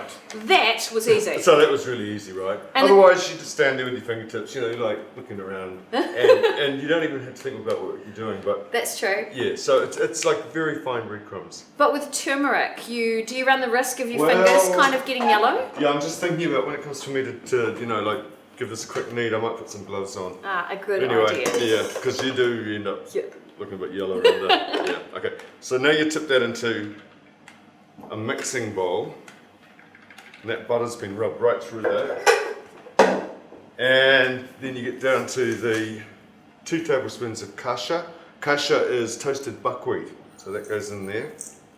And I've never seen that before. Where would you get that? Anywhere? Health food shop, Faro, all those sort of places. Anywhere that sells sort of health stuff, really. Okay. Yeah. Yep. Quarter of a cup of pumpkin seeds, quarter of a cup of sunflower seeds, tablespoon of sesame seeds, tablespoon of linseeds. Pardon me. Just when these get baked, they all just taste crunchy and roasted, and yum. I really like them. I like so all that goes in there as well. Now, if you want this recipe, by the way, it's actually on Ray's website. It's already loaded there for you, raymcvinnie.com. So feel free to head to the site, and you can download the recipe and use it. Give it a go. Make some Christmas crackers. Make some Christmas crackers, exactly, with 75 mils of beer. Oh, sounds awesome. Yeah, no, that's good. Just give that a bit of a mix through, and tip the beer in there. Give it a good stir up. The team at Adessia Farmers Market just said, looking good, guys. Thank you. Thank you so much. So all I'm doing is just stirring that through. I mean, this is so dumb, this recipe, all you do is blast it in the food processor, then throw it all in here and stir it up. I mean, very easy. Yeah, well, is it a recipe? I ask myself. I don't know. Now you made these in the weekend, didn't you? Yeah, I did. I tested them in the weekend. And what was the response? Oh, everyone loved them. Yeah, I said, is that just because they're salty? And my daughter said, no, they've got a really good flavour. So she never lies to me. No, that's true. Yeah. She is a very discerning critic, isn't she? Oh, more like a straight shooter, actually. Yeah. So what you want is a nice sort of softish dough. Just work those seeds all through that so it all sticks, which is what's going on there. Right. And okay. So you've got this rather sticky, got rather nice dough. Yeah, see, because of the beer, it's wetter than I thought it would be. Yes, and I am going to do this. You're going to use gloves? Yeah, I know. Probably a good idea. I feel like I'm working in that. Oops, that one's no good. Working in the customs department, but never. Oh, whoopsie. Yeah. Okay. I think I'm going to have to get another one actually out of a cupboard. Now, it's great to see some people actually watching. Now, make sure, again, if you've got any questions, if you want to know anything, and it doesn't just have to be about the recipes we're talking about tonight. If you've got other questions about food, look, Ray's all ears, so feel free to message us in with your questions, and he's more than happy to answer those questions for you. Okay, so this has gone together rather nicely. Oh wow. I know. It looks like this funny little dough. It looks like pakora. Yeah, you know? it does. Yeah. Like chickpea flour. Yeah. Yeah, but it's not. Roll it out, and you're only going to go to roll it as thick as the, like the thickest seed, so you'll know when you've sort of got it thin enough. So just roll it out. Just keep it nice and dry with a bit of flour. That. Okay. And get yourself I don't know, you can get a glass or a cup, or you can get a little cutter like this. Just want to make sure that's rolled out as thin as possible. Now you see how it's really floury on top. Does that matter? Does it just disappear or get absorbed? Yeah, I'll show you why it'll disappear. So cut them out. Remember, you've got hard seeds in here, so you have to really make sure you cut that through. Gotcha. Oops, that one's got a bit out of it. Doesn't matter. Like this. See, that's a really nice size if you're having a dinner party or something like that. Well, this is really good with soft, sloppy cheese. Like a runny brie, or love it. when you get some goat's feta and you whip it with sour cream, like in the food. Oh, yeah. It's really they'd good. be really salty. Now, when these cook, will they flatten out any further, or will they stay the same shape? No, they'll stay the same. Wow, that is really cool. And I just want to say hello to everybody who's watching on Ray's page tonight. I can see there's a few of you there. And remember, you can ask questions during the evening. We've had a few likes there. Lisa Bryan Sprague, Melissa Ainge, I hope I said your name right, and Simone Butler have all said thumbs up. And what about the fantastic woman that made the tart and sent us the picture? Karen Maxwell Hunter. Yeah, well We're done. so proud of you. From last week's live stream, she made the beautiful strawberry tart. And I showed the picture to Ray, and you thought she did a really good job. Yeah, I did. I thought you did a really, really good job. Next time, don't be so mean with the jam, but fantastic job. Lots of jam. Yeah, you need quite a lot of jam for that. All right, so I've got an oven tray here lined with baking paper. We're just gonna hang on. See what I mean? You got to make sure you cut those right through, like that. So these are going to go side by side. They don't spread or anything, so don't worry about them joining up. And I'll just make what I've got here today. But these are really delicious. I'm really pleased with this recipe. Yeah, I think they look great. You had a lot of likes on this recipe on Instagram, actually. It was a real hit. Yeah, that's good. And if you've just joined the broadcast and you want to know how to get the recipe, it is available on Ray's website, raymcvinnie.com, which is actually starting to fill up with loads of recipes.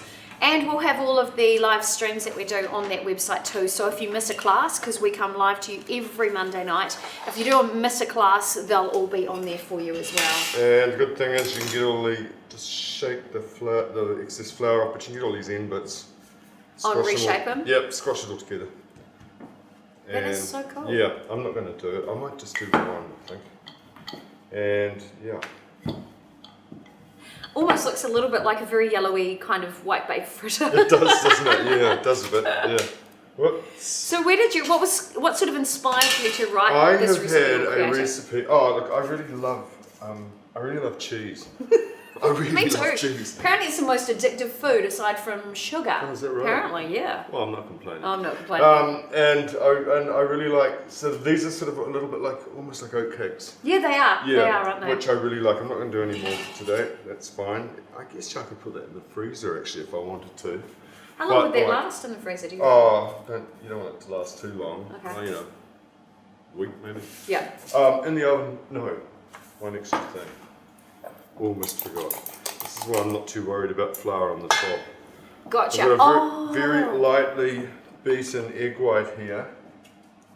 And I'm just going to brush the top with the slightly beaten egg white. Basically. Because it's going to like glaze it a little bit. That is so cool. And so will it make it kind of crispy, yeah, yellowy? a little bit crispy, and it'll brown really nicely too, of course. Now, if you've got somebody who's egg intolerant, is there an option that you can put on there? Leave it out. Okay. Yeah. Egg and torrent. God, that must be annoying. Yeah. I've met quite a lot of people with intolerances to egg. Yeah, no, that's the one. Okay.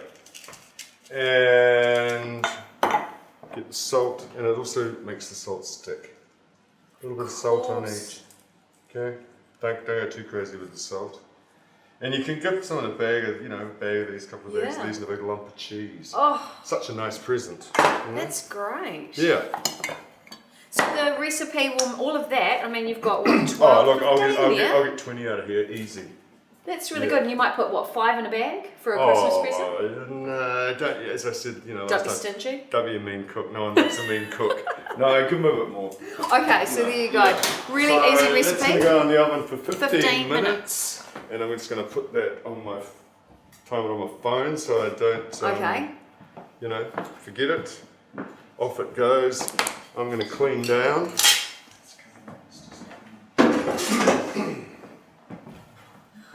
Now remember guys, if you are looking for that recipe, just while Ray's cleaning up, you can get it from Ray's website, raymcvinnie.com. I'm just checking on the stream, and if you've got questions, make sure you message them in right now. Okay, I'm going to clean up. It's all in real time, so you get to see the cleaning up part 2. Okay, cool. Thank you. Sorry, I was just having a little bit of a challenge with the internet.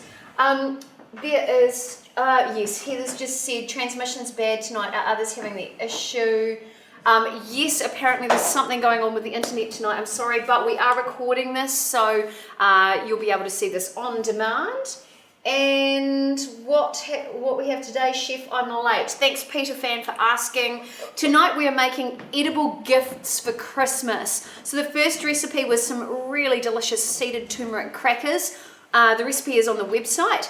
Tonight... Crackers are in the oven. They're in the oven already. But they only take 15 minutes, so Excellent. Yeah. And what are we doing next? Do some olives next. Okay. I know. And olives. A lot of people have had a bad experience with olives, especially if the olives that they first tried were those nasty, very black, cheap Spanish ones, which taste terrible. Yeah. Terrible things. Get yourself some good Kalamata olives or some Sicilian olives like I've got here. And can I have that big jar right there? Thank you.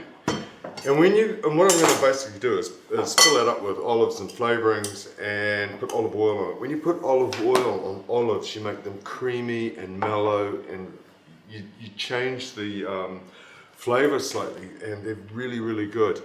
And of course, when you put different flavourings in, I'm going to put some garlic in it, and some fresh thyme, and some lemon zest. You're going to flavour up these olives, they're going to taste really good. So I do have to say, olives are one of my favourite things, but I never would have thought of doing something like this. Well, the thing, the best olives are always preserved in olive oil, They are. and of course that intensifies the oil. And when you add flavourings to it, you flavour the oil, so you actually end up with lovely olives. I'm going to put some feta in here as well, because feta's often salty and yummy. Yeah, and creamy. And you end up with all this lovely olive oil that you can use for vinaigrettes, I was over going to vegetables. say, what would you do? Oh, just dip your bread in it. Yum. Really, really good. So, this is just so stupid. You're on timing, by the way. That's How are we looking? Yeah, this is the... timer, so we've got 12 minutes, plenty of time. So what I want is some nice thin slices of garlic. New seasoned garlic. Yum. Beautiful, yeah. Where did you get that from? Just your local supermarket?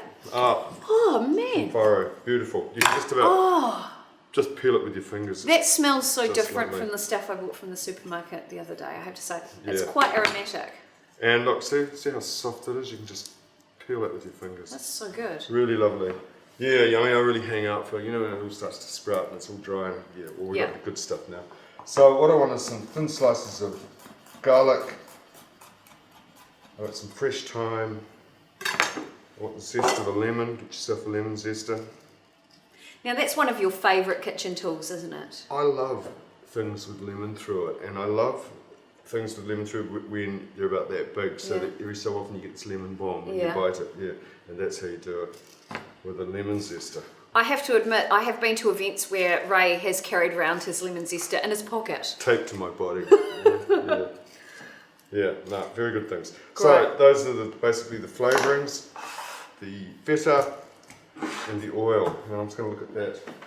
Oh yeah, they're coming along Now, is there any particular oil? I know you said olive oil, obviously. Extra virgin olive oil, the freshest you can get. The freshest you can get is New Zealand, and that's what I'm using. Okay. So, not rancid. Okay, which cool. Which is sometimes what happens when you use cheap imported Yeah. olive oils.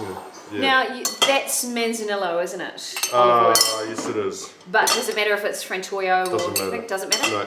I've got pitted calamatas. I've got calamatas with stones in them, and I've got these large green Sicilian olives as well. Yum. So a bit of a mixture going on here. And you've just found those local as well? Yep. See what I'm doing? A few olives, a few chunks of feta, a couple of things of garlic. You know, it's this greatest part of an antipasto platter or something. Yeah, it's fantastic. A little bit of lemon, throw in some thyme. Oh, and when you're doing edible gifts, don't try and be a food manufacturer. You know, obviously this is coming from, you know, an amateur cook in a domestic kitchen, and that's what you want it to look like. You want it to look like someone made it. It doesn't have to be all sort of slick and ridiculous, you know? Yeah. Right, so we'll just keep filling this up. I mean, that's not hard. This is not hard. So you do it in layers, just to get the right mix? Yeah, well, you just want to have it so that it's evenly distributed. And I suppose you don't want to shake it once everything's in there. You there. don't really want to shake it. No, not too much anyway. Right, so... That's really cute. Yeah, I reckon. The little flowers on there make it, I think. It makes it look really pretty. The thyme. Yeah, it is nice. It is good. And did you grow the thyme? No, this is bought thyme. God, you know, put me on the spot. Oh, sorry. I'm so sorry, Ray. I mean, usually we do, but I noticed that our thyme plant has disappeared, so... Weird. Had to buy it. Yeah. That's right. Some more olives. Yeah, and go the olives. So, I mean, look how easy this is. It's like super easy. You can easily do it. Look, the kids can do it. Imagine giving this away to the teacher for Christmas. I think that's what I love about this, is it's really achievable. Something you can do with the kids in the kitchen. And, you know, marinated olives. It's dead classy. Yeah, very, very classy. So push that in there.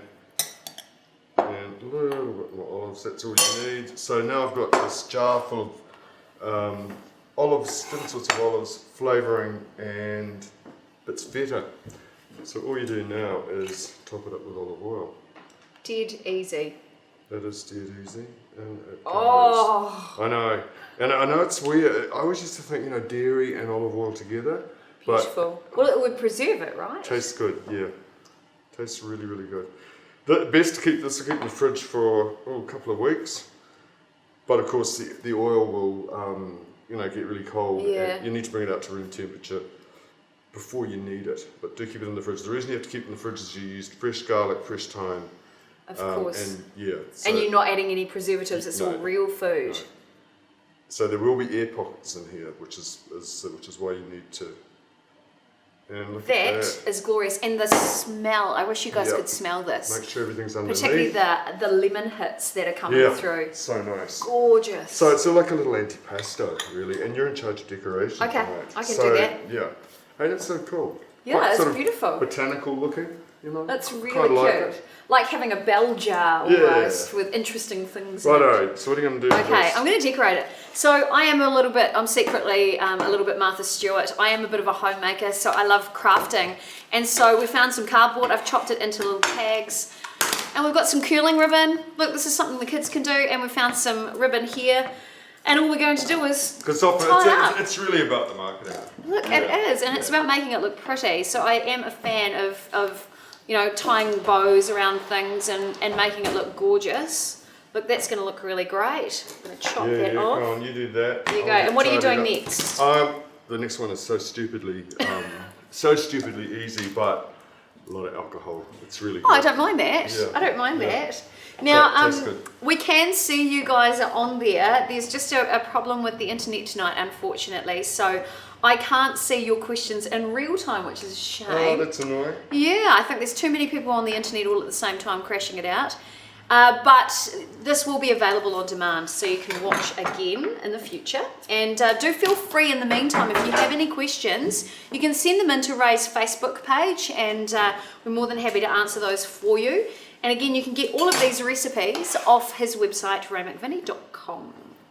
It's all very exciting. I do love Christmas, and I have to say, I do love making things for Christmas. Yeah, I like Christmas. I like giving presents, and I like eating. Yeah, me too. I mean, what more do you want? What more do you want? So, hey, this is looking quite nice. Okay, just, it's getting there. Yeah, it's getting there. All right, I'll see how far we've got to go on these. Another 5 minutes for these. 5 minutes? Yep, that should work. We're Might okay. just get some racks over here so we can put them on Excellent. that. Come out and they're cool. Julia Costa says hello. Oh, Julia Costa. Julia Costa. Julia Costa. She's my bestie down in Wellington. Okay, Julia. Her family are from Napoli. Napoli, come stai, Julia? All She'll right. say, bene, grazie. You guys are probably related. Probably. Probably. Isn't everybody? Yeah. Yeah. Okay, so Ray, tell me what you're doing next. Or are you waiting to see my creation? No, you do your creation. We've got a bit of time, you know. Yeah. Are there any other questions come through tonight, Pete? No. Okay, that's all right. I know we're having transmission challenges. We're in transmission, go Oh, love. Yeah. So yeah, one of the other things I've been making, I love doing stuff with It's chocolate. taking longer to put the ribbon on than it It's took nails. to... Nails, you see. Than it did to actually make the olives. I know, right? Yeah. I love doing things with chocolate for Christmas. That's Do you? my thing. Oh yeah, anything to do with chocolate is a Chocolate. winner in my house. Yeah. So I love, putting chocolate into molds and giving. Well, if things you like make that. chocolate ganache, and I can't remember I should put this on the website, ganache, which is what they make chocolate truffles out of. Yep. My partner Jenny used to make these, and they're fantastic. Basically, you just mix chocolate with hot cream till it melts. Yep. You let it cool, you roll it in cocoa into little balls, So then good. you dip it in chocolate, Yep. you've got fresh truffles. So Yep. easy. Love it. Remind me, we'll put that up. Yeah, we will put that Alright. up because it's Yeah. a winner right there. Hey, look at this. Nails. This Getting is looking really good. It is looking Yeah. really good. Okay, I'm doing it. Wow, Hope it with works. nails. With Amazing. nails. Amazing. And also I'm trying to get all the ribbons in the right place and everything like that. So it is Right. it is a bit of a mission. I feel it's weird because I'm being watched and it's really well, weird. I'm nervous. Totally fascinating, of course. Yeah. Okay, I'm doing it this way. Oh, my Well, take. you do that and I'll get set up for the next thing. I know, you right? With the, I feel very nervous being on camera doing something like the this. next one's only got, 3 ingredients? Okay, easy. So you guys, if you've got questions, we might not be able to see them tonight, but do feel free to send them in because we love hearing from you. Isn't that right, Ray? Yep, definitely. And I was so thrilled to, when someone actually sent me a picture of something that they'd made. So cool. Yeah, we want to see more of that. yeah. Thank you, Karen Maxwell Hunter, Good on from you, making Karen. that tart. Alright, how are we going there? I'm doing it. You're doing it. It's the Good. nails. It's the nails. Don't judge me. Okay. I feel so precious. I know. It's No, I'm there. I'm making it happen. okay, alright. Well, anyway, there you go. Look at that. I know, right? I'll just tidy it all up. Okay, tidy it all up. Yeah. You happy? Oh, guys. It's a little bit of a disaster, but I'll make it look pretty. Right. It's all about trying, eh, It's Ray? all about trying. And the thing is all you got to do is tie a bow. Yeah. It's dead easy if you haven't got nails. If you haven't got nails. Yeah. Meanwhile, How's your crackers looking? crackers are looking really good, but they're not quite there yet. Every time I reach down there, my glasses fog up. But Whoopsie. you get this. A couple of minutes to go. Okay, that's looking That's good. good. Okay, that's cool. Yeah, So right. what I've done, it's I need to stick the curling ribbon onto the main ribbon, but you see, you've got your tag in the middle. It looks pretty. Yeah. It looks it's cute. good. It looks like it looks. It looks homemade. It looks like you're making an effort. Yeah. So really yeah. good for the teachers for Christmas. Yep. And you go and you buy all this stuff. The ribbon, all this stuff comes from the $2 shop. Cost you nothing. That's what I Cheap love as about chips. it too. Yeah. Okay, I'll put that there. Right, now this next one's really, really just so difficult. You probably won't want to make it. Really? Is it that good? Yeah, let's knock that bottle over to celebrate. Look, here I've got a whole lot of prunes, pitted prunes. Probably a good idea to get pitted prunes, It's quite expensive. Yes, they and are. it's another lemon zest thing. Just do some lemon zest through that. Okay. You know that you're going to have to tie another. Oh, okay. Do you wanna Feeling the get ready for pressure. this? I'm feeling it. Feeling it. Yeah, because you're going to do the same thing. Okay. For this. Now this is a really good. This is an adult gift. Keep this away from the kids, all right? Yeah. Because I guess it could get quite ugly. A little bit. Yeah. So you put nice sterilized glass jar here. In go all these prunes. So with a gift like this, would it go really well on a dessert? Ice cream? This is really good over ice cream. Yeah. Yep.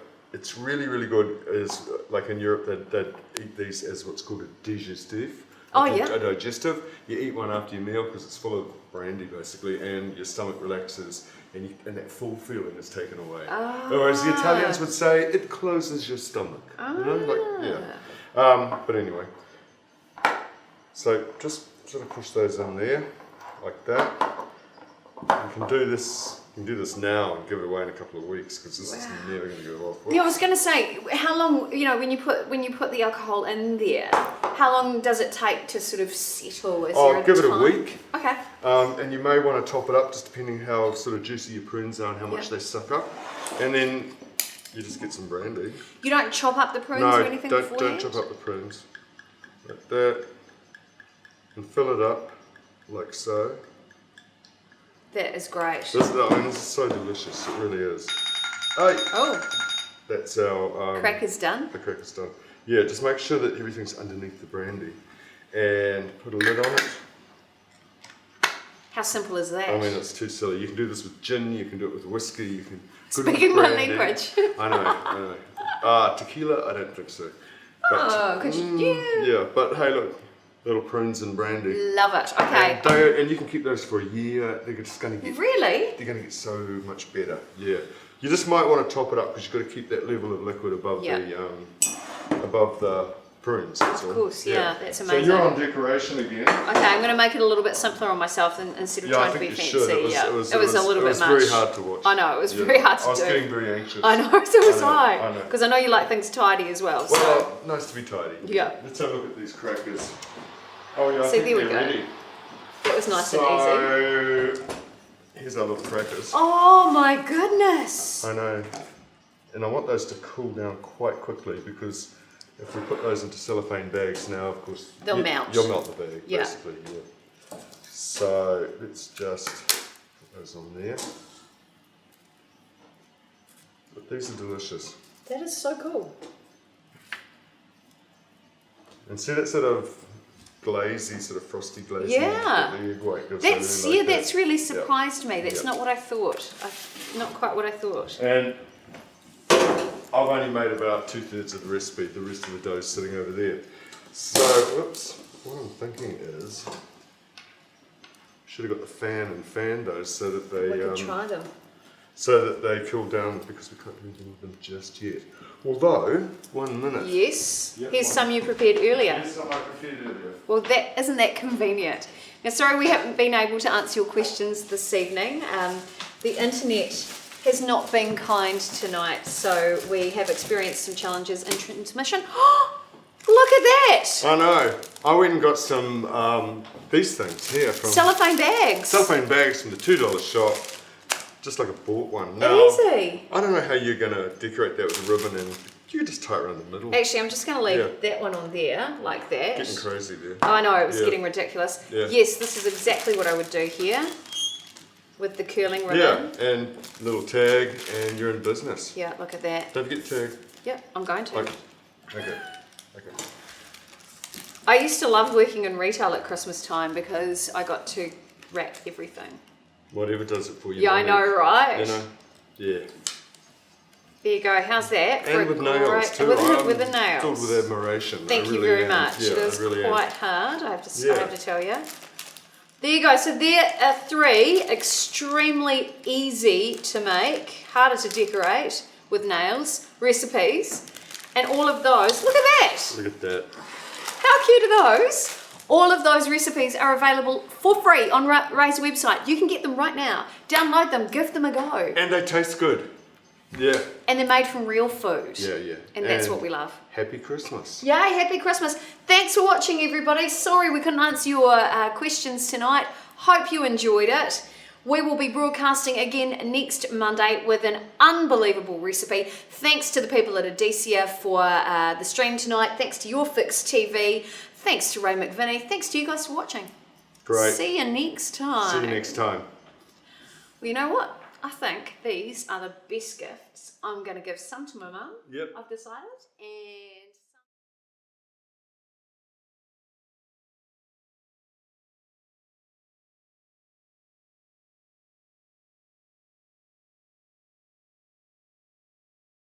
bean pudding is probably my favourite dessert, Oh, and my really? mum and my aunties are the best bakers. Wicked. I know, cool, eh? Wicked. Well, I think we might actually be streaming. I think we're online streaming? right now. We are. We right. are. Right, Hello. Hi. Welcome to Ray's Kitchen. I'm Ray, and I'm going to be making dinner. Monique, she's helping me today. Absolutely, I'm Ray's assistant, and here's the thing, tonight's really interactive, so if you are watching and you've got any questions throughout the night, make sure you message in the comments below, and I've got the iPad here, I'll ask Ray for you, and who knows, you might win a prize. Double She's in thumbs charge up. of questions. Alright. What have you got? Right, well, we went to Odessa today and we got this my online farmers market, and we got stuff because what I'm going to make is the recipe's online, right? Yeah, it is. Yeah. We've loaded that into Ray's Facebook feed, so have a look, download it. So look, this is all going to be real time. I just want to show you how easy it is to eat really good food, like real food. It's dead easy. What do we got? And I make a chicken dish. It's called, in Italy it's called pollo saporito, which just means tasty chicken. It comes from Rome, so I've called it tasty Roman chicken. So this is all going to be Yep, real time. we're live. We're live. Right. What have we got? We got mint, red onions, capers, anchovies, beef jus. Yeah, trust me, it's going to work. Awesome. White wine, nice Auckland white wine there. Garlic, chili flakes, got some flour for dipping it in. Nice pitted Kalamata olives. Don't need any more of those. Put that one away. And some chicken. What have we got here? I have to say, chicken's one of my favourite. Yeah, my I wasn't foods. brought up when chicken, you could get chicken all the time. I'm Yeah. really old. And yeah, it's always been a treat for me, so I love it. And I really like this stuff. This is Bostock Organic.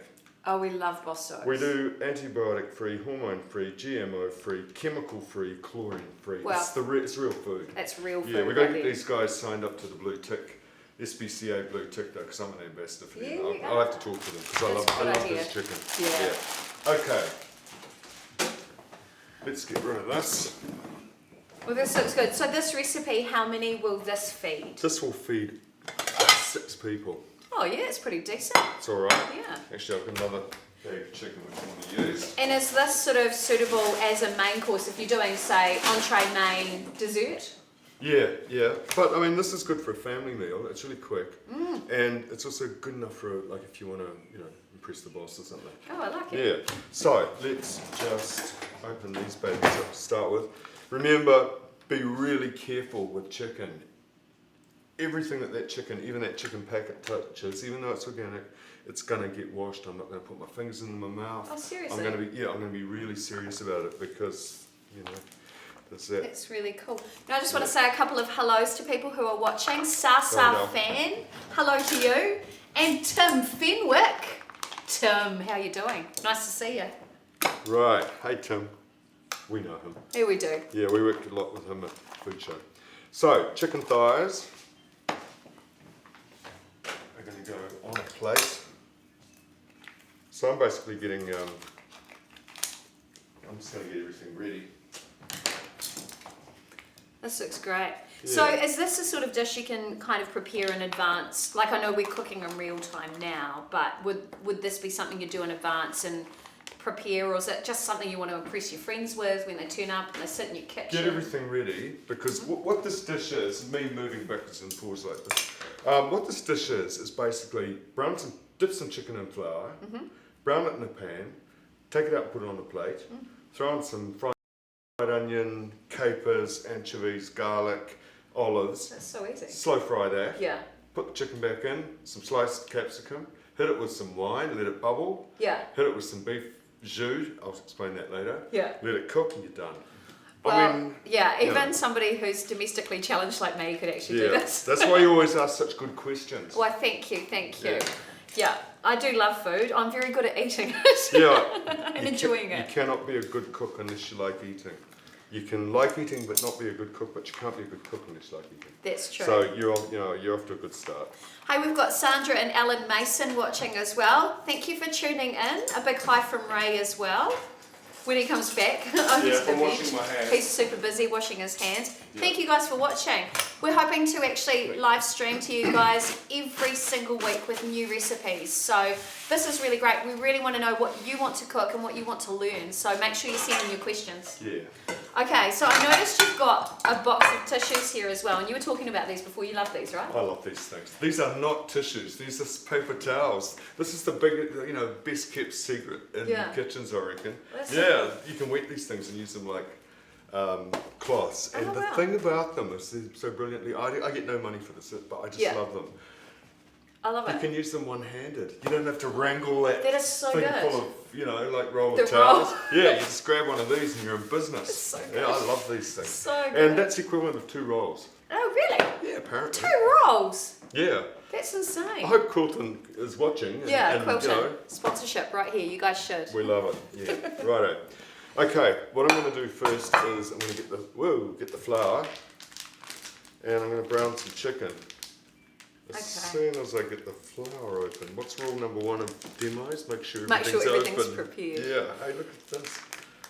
They sealed this baby up really tight. So at least you can see we are actually cooking in real time. And this is Ray's kitchen in his own home. So we really wanted to open up his home to really teach you guys or share some ideas about food. But we do want to hear your ideas as well. So if you have any suggestions or anything, always feel free to message in. And you can check out Ray's new website that's coming out, in 4 days, 5 days? Yeah, not long. Not long now, raymcvinnie.com. This is all going to happen in my nice old enamel frying pan, which I got for $10 in a thrift shop. Seriously? Yeah, you find the best stuff there. Wow. Works perfectly on induction. You know, don't have to worry about buying new stuff. Yeah, that's cool. Yeah, and so what I'm going to do is get some olive oil. I'm going to put 4 tablespoons of olive oil in here, but they're quite high because I want to get it hot. And I'm not worried about all that nonsense about smoking points and everything for oil. When was the last time you used oil at smoking point? That's right. I mean, no one does. If you're using it at smoking point, it's really dangerous because the next step's sheets of flames. Yeah, not cool. Yeah. Not cool. Yeah. So I'd far rather use a traditional product like good New Zealand olive oil. Agree. Than any of those sort of highly refined, rather obscure oils. So you're going to heat the pan first? Yeah, I'm going to get it a little bit hot, and then I'm going to take this over there. Hey Pete, you might want to come over and just grab this one. We've got Pete on the camera, who you'll probably see him throughout the broadcasts as well. And he's a devoted foodie, like me, a little bit domestically challenged. But you like eating, Pete, and that's the main thing. Yeah. Right, so I want to get that hot, which is just happening now. Now, interesting, Ray. Ian, thank you for your question. He said, Ray, I thought you'd be using gas. Now, that's a really good question. That's a really good question. And I'm just going to keep talking here. Yep. Look, I used to use gas. I was a chef for years, and I thought you can never use anything except for gas. But now that I've got induction, I am a very enthusiastic, complete fanatical induction fan. This just cuts my time down by so much because it's so fast. One day I had the electric jug and a pot of water having a race, and the stove won. Seriously? Yeah. They're brilliant things. Oh, that's amazing. Okay, so you're covering it in just flour. lightly dusting it. Yeah. You're not putting egg in it as well? No. I'm not, don't need to because it's not a batter? No, it's not a batter. Just some chicken. Oh, nice. Going in here. So, and I'm not going to cook it, all I want to do is make it look good. All I want to do is make it look good and taste good. I'm just going to brown it. Why are you starting on the outside of the pan first? Because I'm a very neat person. I like to do things tidily. And if you do things, I know it sounds really boring, but if you do things tidily and don't make a mess, you don't get slowed down. Gotcha. Josh always used to say on MasterChef that, if you make a mess, it slows you down. That's true. I try not to. And anyway, why should I expect anyone else to clean it up? I've got to clean it up, and I don't want to have to do a whole lot of work. So comments. keep it tidy. I think we've just about got enough chicken here. Now, if you've just joined the live stream for this, you can actually download the recipe on Ray's Facebook page and cook in real time. We'll be live streaming every week, coming up very soon. So you can cook in real time in your own kitchen with us, which is pretty exciting, eh, Ray? Yep. Yeah, I'm going to, if you want to make these things, I'll be right there. holding your hand. I like that. That's really nice. Okay, so That was pretty easy. that's pretty easy, isn't it? Yeah, how many? 1, 2, 3, 4, 5, 6, 7, 8. But it's about 9 or 10 of them in there. Okay. And it's really good organic chicken. You can tell it's organic. I love the idea that you can trust it because it has got all those chemicals in it. You know what I'm noticing too What? is that as the chicken's actually cooking, there's not a lot of water that comes out. No. It's not pumped full of water. That's quite different. And it's going to taste a bit chewier. The meat is darker, but it's going to have a lot more flavour. And we like that. Flavour's good. Flavour, we're on a lifelong search for flavour. Yeah. Okay. Let's get them savoury. Let's turn these over. See how brown they are. Yeah, they're getting brown enough. I've just been asked by Kayomi, thanks for your question, any salt and pepper with Not this? at this stage. Just flour only. Great question there. You can season the flour a bit if you want to. Yep. But it doesn't really matter at this stage. Awesome. Great question right there. Yeah, really good question. Yeah, I don't like food that doesn't have salt in it. I mean, I like it. I don't like it salty, but I like it seasoned. Yeah. So a good question too. If you had to choose, what were your favourite things that you had to have? Your staples in the kitchen. Salt. Olive oil, lemon, ginger, garlic. Things that make other things taste good. You know? Awesome. Yeah. Right, this first step. I'm going to turn that off now. I'm going to put all these brown chicken through. They're nicely, lightly sort of golden. And I'm going to go back over to the board and I'm going to chop up some onions and things to go in there. That's the first bit. It's going to make it look good and taste good. I like it. Alright? So you can actually prepare that bit in advance? You could, but don't leave that half-cooked chicken sitting around. Oh, that's true. And when you're going to cook it, like finish cooking it, make sure you cook it really well. Okay. Alright? You guys got it? Okay. Awesome. Chicken 101. Oh, I like it. Okay. It's just, so I want 2 red onions and I want those finely chopped. So now, Ray, we've been working together for 15 years, and I have watched you chopping onions. You have. And I can't do it. I mean, I have long nails to start with, but it is a drawback, the long nails. Yeah. What is the secret to being able to do it in that way that it looks flash? That's the best way I can describe it. You want the slightly cynical answer? Yeah. Practice. You could probably train a chimpanzee to do it. Okay. It's just practice. I mean, you do things I'm sure that I can't do because you've done them a million times. That's true. And I can do this. I'm not going to do that because it's a bit. I might just move the tissues just so people can see that you're going to do that again. I'll do it in one of these other ones, But look, and the other thing is, Pete. don't get hysterical about getting everything chopped perfectly. If I was in Italy and I was watching an old nonna do this, she'd have a funny old knife and she'd be chipping bits of onion off. Yeah, like this, and her food would taste great. So it's nice to do it all regularly, if you want to, but if you can't do it, don't think that you've failed or whatever. Because the other thing is, you should feel at home in your kitchen. You've got to feel relaxed, and cooking's fun. I love it. It's good therapy. I mean, listen to me. Shut me up. Don't want to. Now I have another question about that. Why is it that when you chop onions, I have never once seen you cry? No more tears left. I don't know. I've been doing it for a few thousand years now. Yeah, I don't know really. I suppose you just build up a tolerance to it. Yeah. These are quite big onions, so I'm just going to do 1.5 of those. I think that's going to be enough. I'm just checking. Oh, that's a great question. Thanks, Claire Bennett.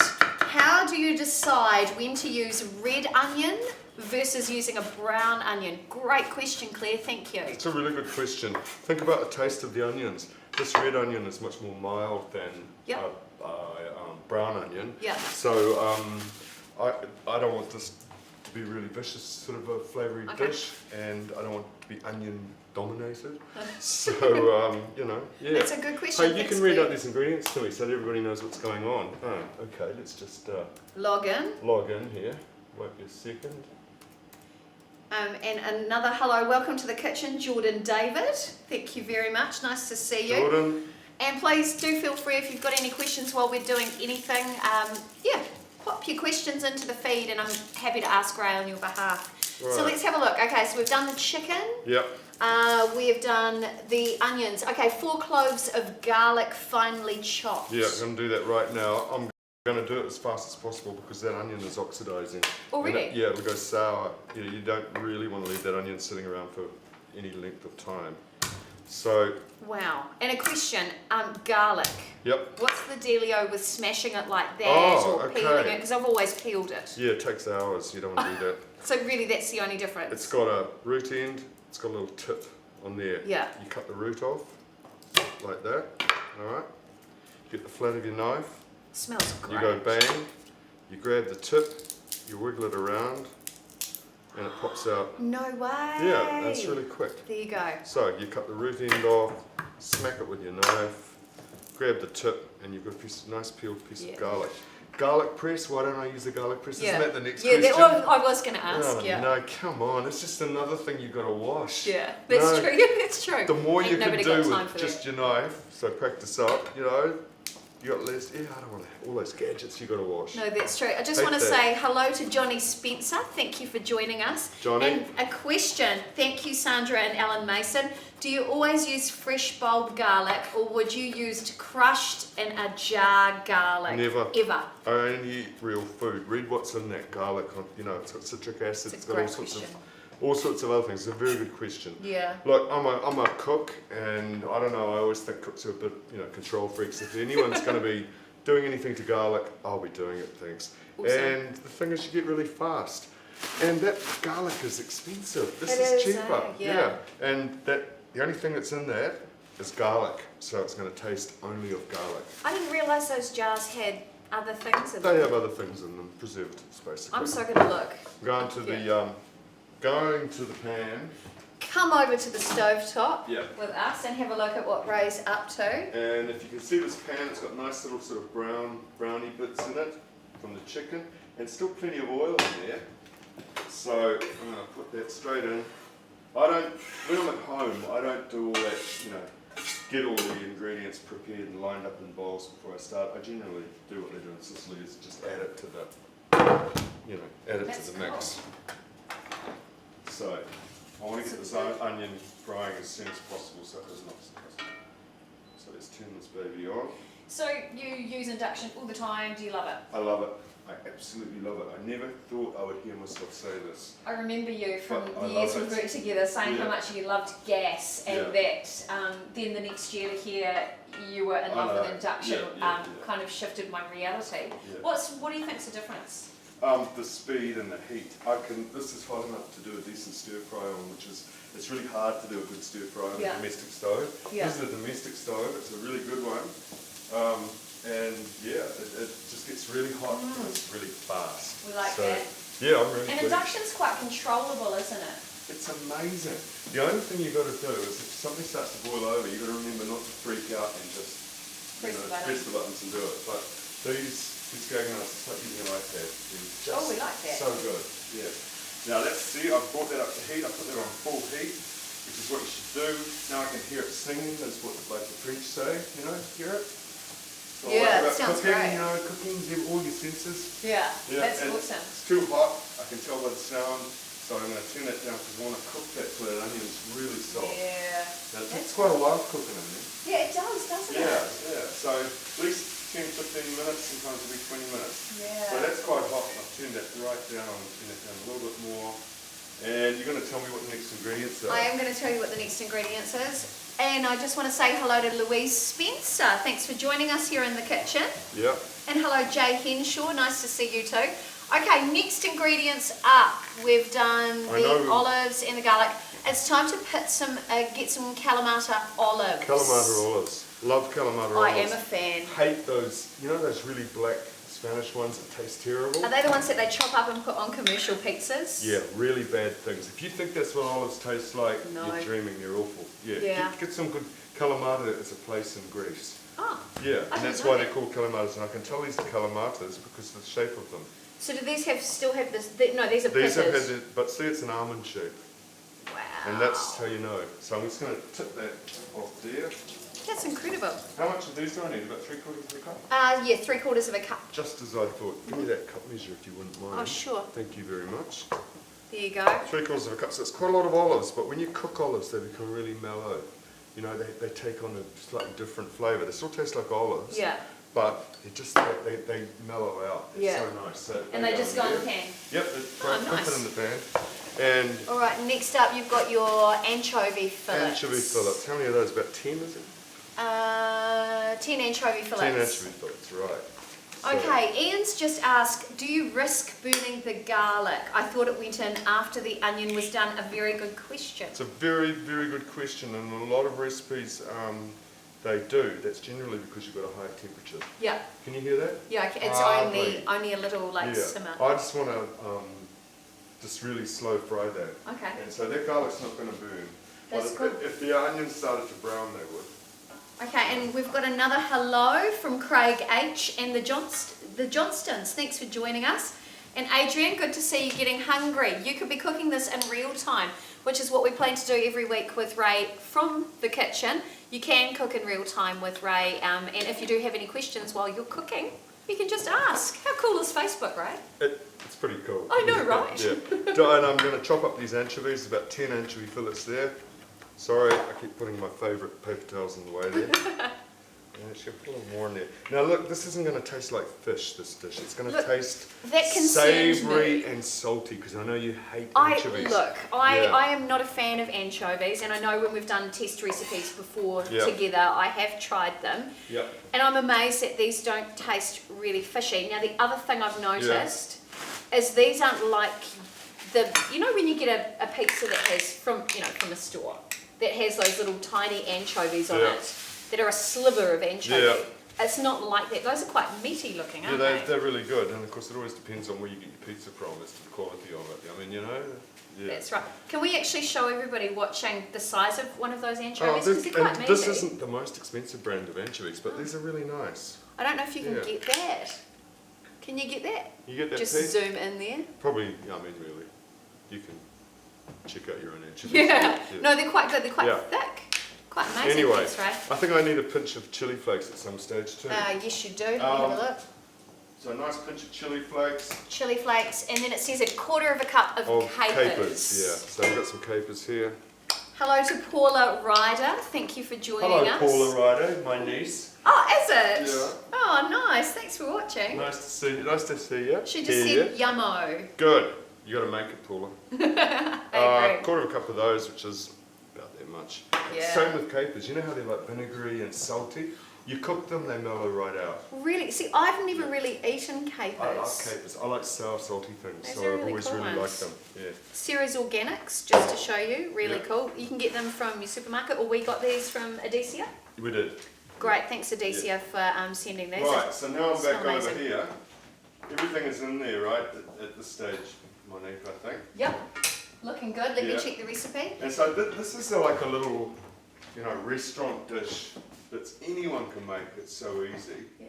That you get in the little trattorias in Rome. Yeah. Because that's why I've called it Roman, because this is a Roman dish. Of course. And I've eaten dishes like this, just almost like Looks amazing. This is my Kiwi version, I've played around a bit with it. And what I need to do is turn the heat up a bit. We have got Alicia Basin. Her daughter Tyler says, hello Ray.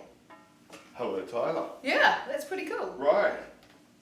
Okay, so we'll just get that. I actually had that down a little bit too low. I'll just turn it up a bit. That is fantastic. This is smelling great. I wish Smells you good, guys doesn't on Facebook could actually smell this. You have to make it. Because the smell is absolutely sensational. And we haven't even got the chicken back in there yet. Yeah. Or added the wine yet. Exactly. So I'm turning that up full because you can just see how fast that comes back. I just noticed that actually. It's really fast. That's amazing. The colours are pretty too. Yeah, they're not too bad. That is cool. Now, remember guys, if you're watching this, this is a session all for you. Right, so if you've got questions, feel free to type a question in the comments section right there, and Ray will absolutely be happy to answer that. Or just message in and say hello. The other thing that we're going to need is like a roasted capsicum, which I actually roasted a capsicum myself today. Oh, get you. Which was dead easy because all I did was crank the oven up to 200. Yeah. I rubbed olive oil all over it, and I stuck it on a oven tray, stuck it in the oven until it was blistered all over, took it out, put it in a heat-proof bowl, put a plate over the top so it's steamed, then just peeled off the skin and That's took the... And amazing. that's what I got. Or, I think... That is so good. Can you see that okay? Look at that. Oh, That it's is in the pantry. delicious. Otherwise, you can go and buy a, you know, like a jar of roasted peppers or something. And Oh yeah. that'll Yeah, but work. why would you when you got this? Now you can Well, use it this. is kind of quicker, but Oh, that's true. you know. So yeah. you could put this on pizza, right? Oh, you can use this for all sorts of things. Yeah. I'm quite a fan of pizza. Can you tell? Yeah, I like pizza a lot. And I Yeah. take it very, very seriously. Yeah, that's beautiful. So that's all those, and the other thing is don't waste all that beautiful juice. I'm I going to just saw tip that. I'm going to tip it in the pan. So I want these to be thinly sliced. Hello, Natasha Wilkinson. Hello, darling. It's my friend. She's Okay. my hairdresser. There you go. Nice to see you, honey. She's an absolute I mean, foodie. I'd like to add, we don't know everybody that. We don't know everybody Yeah. that's watching tonight, so it's Yeah. really nice to see you guys. And hello to Nick Mather. Where can you find the recipe? Great question. If you have a look on Ray's Facebook feed, I've loaded that in there as an image for you. If you've got any challenges or any problems, look, head to his website, raymcvinnie.com, and you can pre-sign up for his newsletter, and you'll get a new recipe every month and a whole bunch of other really cool things. Yeah. Hey, Ray. You will, definitely you will. All right, it must be going to be chicken, stock, Let me have a look. capsicums and wine happening next. Let's have a look. Yes, 150 mils of white wine. Yeah, but don't I put the chicken back in first? Add the pan, fry it Yeah. gently. Add the reserved chicken and the capsicum, Just and as I then thought. the wine. That's All why right, you're poor the old chef. Pete, get back over here, buddy. The other thing is, so I'm going to put this chicken back in there. When you ready? Yep, we're good. And I mean, first of all, I'm not going to waste any of this juice that's seeped out of the chicken. That all goes in there as well. And the chicken's going to go in there, like that. Hello to Vincent, who's joined the stream, and to Paula Chapman. Nice to see you. And oh, this is lovely. Thanks, Sandra and Alan Mason. They said they've met you a couple of times now, Ray. Festival of Cultures in Palmerston North. It's a great festival. I And like the food that. show last year Yeah, and this yeah. year. So they said you're a great guy. That's nice. That's very nice It's of a you. big relief. That's Thank you. great. Yeah, that's great. Okay, I've got some really nice Kimu Village Chardonnay here, so I'm going to put about 150 mils in there. But I'm going to turn the heat up because I want to cook this. I don't want this to taste like raw alcohol. Yeah. So I want to get it cooked. So that's on full, and I want about that much. And let it bubble. You want to really cook that alcohol, so it doesn't taste like raw alcohol. Yep. And you can have it quite hot for doing this. Yep. That's Oh, cool. this is really Oh, difficult, you can isn't it? smell You that. can, it's evaporating. That's incredible. Yeah. This is a really hard recipe, isn't it? Right. It's really, really Yeah. difficult. It is pretty. All it is pretty is easy. a series of really simple steps. You know. Now that reminds me too, Ray. We're launching your new course very soon. Good. That's exciting, isn't it? So for those of you who wanted to know what's been happening with Ray, we've got his online course coming up, launching in about a month or so. And yeah, it's amazing. 16 parts to the course where you learn all the rules and tools for cooking. Yeah, it gives you a good repertoire. It's all the things I basically cook. It's quite good to know how to cook. What a stew is, Yeah. how you roast a chicken, how you deal with fresh mussels. Yeah, Just great. stuff that Kiwis eat, Yeah. you know? Yeah. Right, and now I've got this stuff here. Now if you can't get any beef jus, which is this, it's concentrated beef stock, just use a little bit of beef stock in here. Why beef with chicken? It's a question That's that a I good get question. asked. Because what I want is that sort of restaurant, that really grunty, meaty, restauranty little sauce to go with I like this. it. Oh, sorry. So I'm just going to tip that in there. Just had a message from Jimmy Boswell who's saying, "Hi Ray, sitting with a wine watching. You must have some Italian blood in Oh, you a little somewhere." bit, Jimmy. Thank you. Yeah. Yeah. Jimmy's got a bit too, I think. Oh, fabulous. And I've Yeah. just got another question from Kayomi. When you're cooking, how do you decide which wine do you use? What a great question. Oh, okay. If you can drink it, use it. If you can't drink it, don't use it. A rule to live by. If I'm going to use white wine, look, this has got a lot of quite strong flavours going through it. So if I use Sauvignon Blanc or I use Chardonnay or I use Pinot Gris, it's not really going to make a big deal. Yeah. You know, big lot of difference. Big difference. And red wine, same really. Yeah. Yeah. That's a good one. And I had in the feed on Facebook, Natasha Wilkinson mentioned that Kunyu wines are fantastic. They are. Their Chardonnay is full of famous stuff. That is so cool. Yeah, really, really good. It's looking great. That is now just going to simmer away there nicely until that chicken is cooked. And how long will that take roughly? 5 minutes maybe. Oh, wow. Yeah. I mean, you can do it. You don't want to have it thrashing away, but Yeah. it'd be quite good to, you know, have it boiling gently. Yeah. Because you want it to reduce a bit, and the flour on the outside is going to thicken it slightly. Of course. Yeah. Now, when you're doing something like this, Yeah. what do you serve it with? Oh, this I would say this is rich. You know, this is quite strongly flavoured. So don't go nuts and serve it with a whole lot of other things which are really strongly flavoured. Yeah. Look, mash up some McVinnie potatoes with milk and butter, and then take to it with your whisk and whip them. You know, and you'll put air into them, and they'll be really light. They're really nice. Yeah. And hey, green beans or nice green salad. So you want to put it with something like rice? I suppose it's You can do Italian. it with, no, you can do it with rice, but keep it simple. It only needs to go with really simple things. Yeah. There's lots of flavours in here. Of course. Yeah. So that's, you know. That's cool. So that's just gonna. Smells absolutely Does smell amazing. good, doesn't it? Yeah. Okay. Well, we're going to leave that to cook, and I'm just going to go back over here because the last thing I need is, apart from cloth to wipe that down, is hey, we should have a cup of coffee. Yeah, we should have a cup of coffee. I'm feeling like one. All right. Vincent has just said, wow. Now, Vincent, I know you, and I know you're a foodie. You should have been here, my friend. Thanks, Pete, for getting the camera back on the tripod. We're moving right around Ray's actual kitchen right now. But yeah, Vincent, you would love what's going on here. This is right up your alley. Really good, tasty chicken with loads of yummies. Right, we're going to make a plunger of coffee. I like coffee. Okay. So I am a big fan of coffee. I can't get throughout the day without a coffee. What are we drinking today? Coffeex, what is it? Coffeex Super Bar. Yeah. This is one of their best. This is their top selling brand, by the way. I'm a fan, so that's why I brought coffee along tonight. Thanks to Shamsi from Coffeex, because this seriously is good. But here's the thing: you're only as good as your technique or your apparatus, and I make stick coffee. So Ray, being the master chef that you are, what's the secret to making good coffee? Make it strong. That's it. There you go. You know, I just don't get worked up about coffee. All that middle-aged, middle-life crisis bizarre about coffee machines and, you know, expensive status symbols. I'm not interested. There you go. A strong plunger that, you know, I love it because it tastes like coffee. Yeah. It doesn't taste like that stuff you buy. It's, you know, it simply tastes like milk. And this one, So one is blended for optimal flavour. And it works amazingly well in everything from an espresso to a macchiato. So there you go. All right, calm down. I know. How's that? Yeah. I like it. I have had it a bunch of times as well. Okay. So it's great. All right, so we're just about done now. Let's put it on something.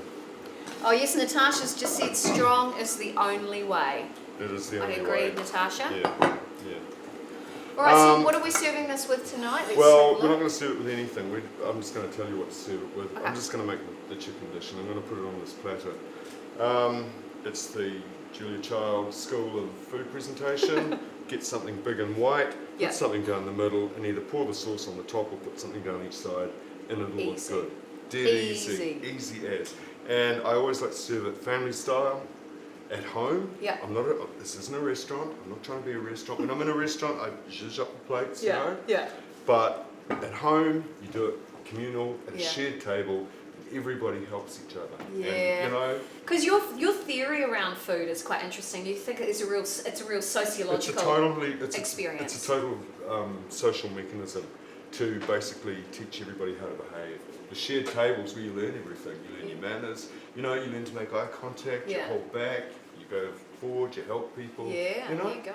There you go. Really so important to share a meal. Yeah. We like that. We like that. Now, Natasha, life is too short for bad coffee. I know, right? Ain't nobody got time for that. Just saying. Just saying. Hey, we do have a giveaway to give away tonight. So we want somebody who's got a really, really good question. Put your question in the comments feed. I'm looking at it on the iPad right here. tell them what it is. Oh, shall I grab it? Get it because, you know how I'm always raving on about how you've got to eat real food?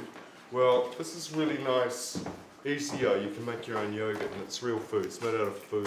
Dun, dun, There's, no gums.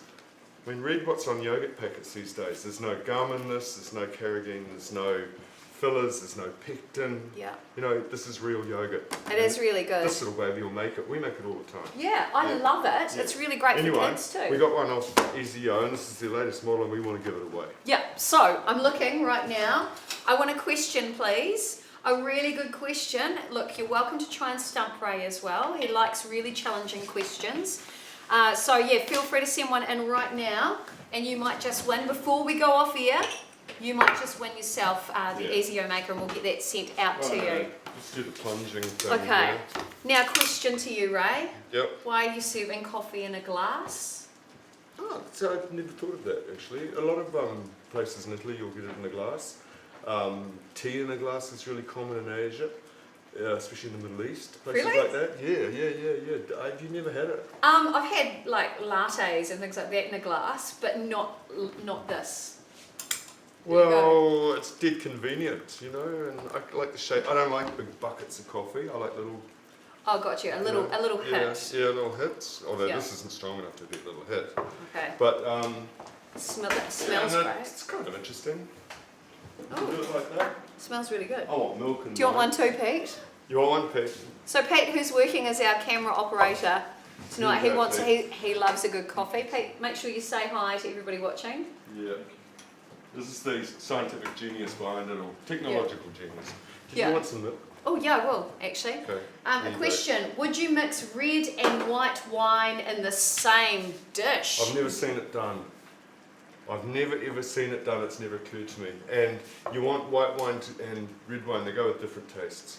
Wow. Yeah, what an interesting question. Very good question. Very good question. I've never right heard there. that question ever before. I reckon that person should get that. Do you think? Is that the winner? Yeah, I reckon. I think that is Yeah. a great question. You are the winner, my friend. Well done, you. Thank Now, you. how are you going to get it to him? He's going to... I don't know. I will personal message you, and we'll connect, and we'll either get that couriered out to you, or we'll meet somewhere if you're based in Auckland. And you totally remembered who it is, right?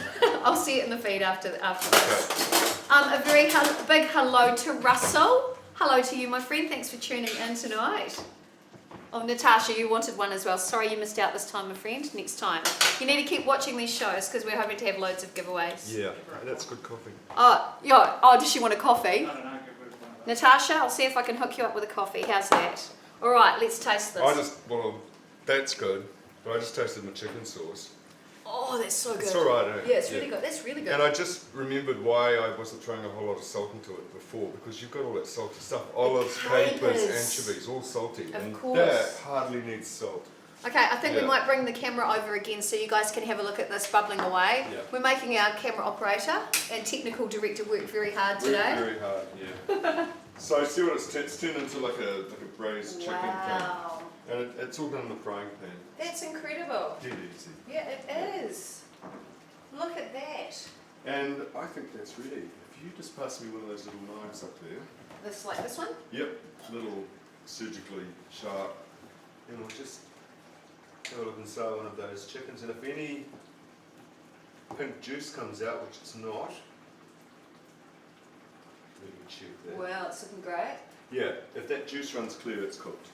Wow, see that didn't take very long. Oh, come on. I actually think If you had all this sorted out before you started, you could just whack this together in 20 minutes. I actually think when I've cooked chicken, Yeah. and I don't cook that often to be fair, a little bit domestically As I challenged. believe. Yeah. So I believe. I think I've been cooking it too long. Oh, yeah. Drying it out. Dry. Yeah. Not good. Not good. I might just check and make sure the juices run clear next time. Okay, so I reckon that's ready. See, the sauce is, it's like the consistency of liquid cream. It's just slightly thickened. You don't want it gluggy and gluey. That is so cool. Yeah. Oh, a question from Russell. Yep. Can you make Filipino food? Can I? Like pork adobo. I cooked adobo. I love it. Yeah, There I you do. go. I've got a recipe. I should do that sometime, actually. Yeah, thanks for the suggestion, Russell. I'll tell you what, I got some Coffeex coffee coming your way, and I got some Coffeex coffee coming out to Natasha Wilkinson as well, because those have been really great questions, and you guys have been awesome tonight. Yeah. Thanks for your questions. Really good. Look at this is the chicken. And do you want to taste? Yeah, I do. I just wanted you to Think understand that salt thing, you know? Okay. Because I might put a bit of pepper in this, although it's got chili, so I don't really need pepper either. Okay. But see, that's okay for me. Oh, seriously? So I haven't added any salt to that at all. Alright? I want you all to make this, because this is so tasty. It tastes savoury, really savoury, and slightly sweet from things like the capers and the capsicums. The onion's very sweet, which is why you use the milder onion. Okay. Alright? And that chicken is going to be so nice. Oh, that's amazing. Yeah, so really good. Whoops. That's Really good for a... Actually, I have to cut this up. For a family meal. It's pretty hot, you know. Okay, I bet. Let me just get a cloth. Wow, and the flavours are seriously sensational. I really want you guys to try this. We got the ingredients delivered because I didn't have time to go out and shop, and we got them all from Adicia. They're an online farmers market and really good. And look, you can get everything organic there, and that's what we really love too. Flavours are better. Yeah. That is so good. So this is really nice. So as I say, this is it's the sort of dish that, that a chef in a little trattoria in Rome would have would have on the menu. They wouldn't pre-do any of this. They would just have everything ready to go, and it's basically a pan dish. That's amazing.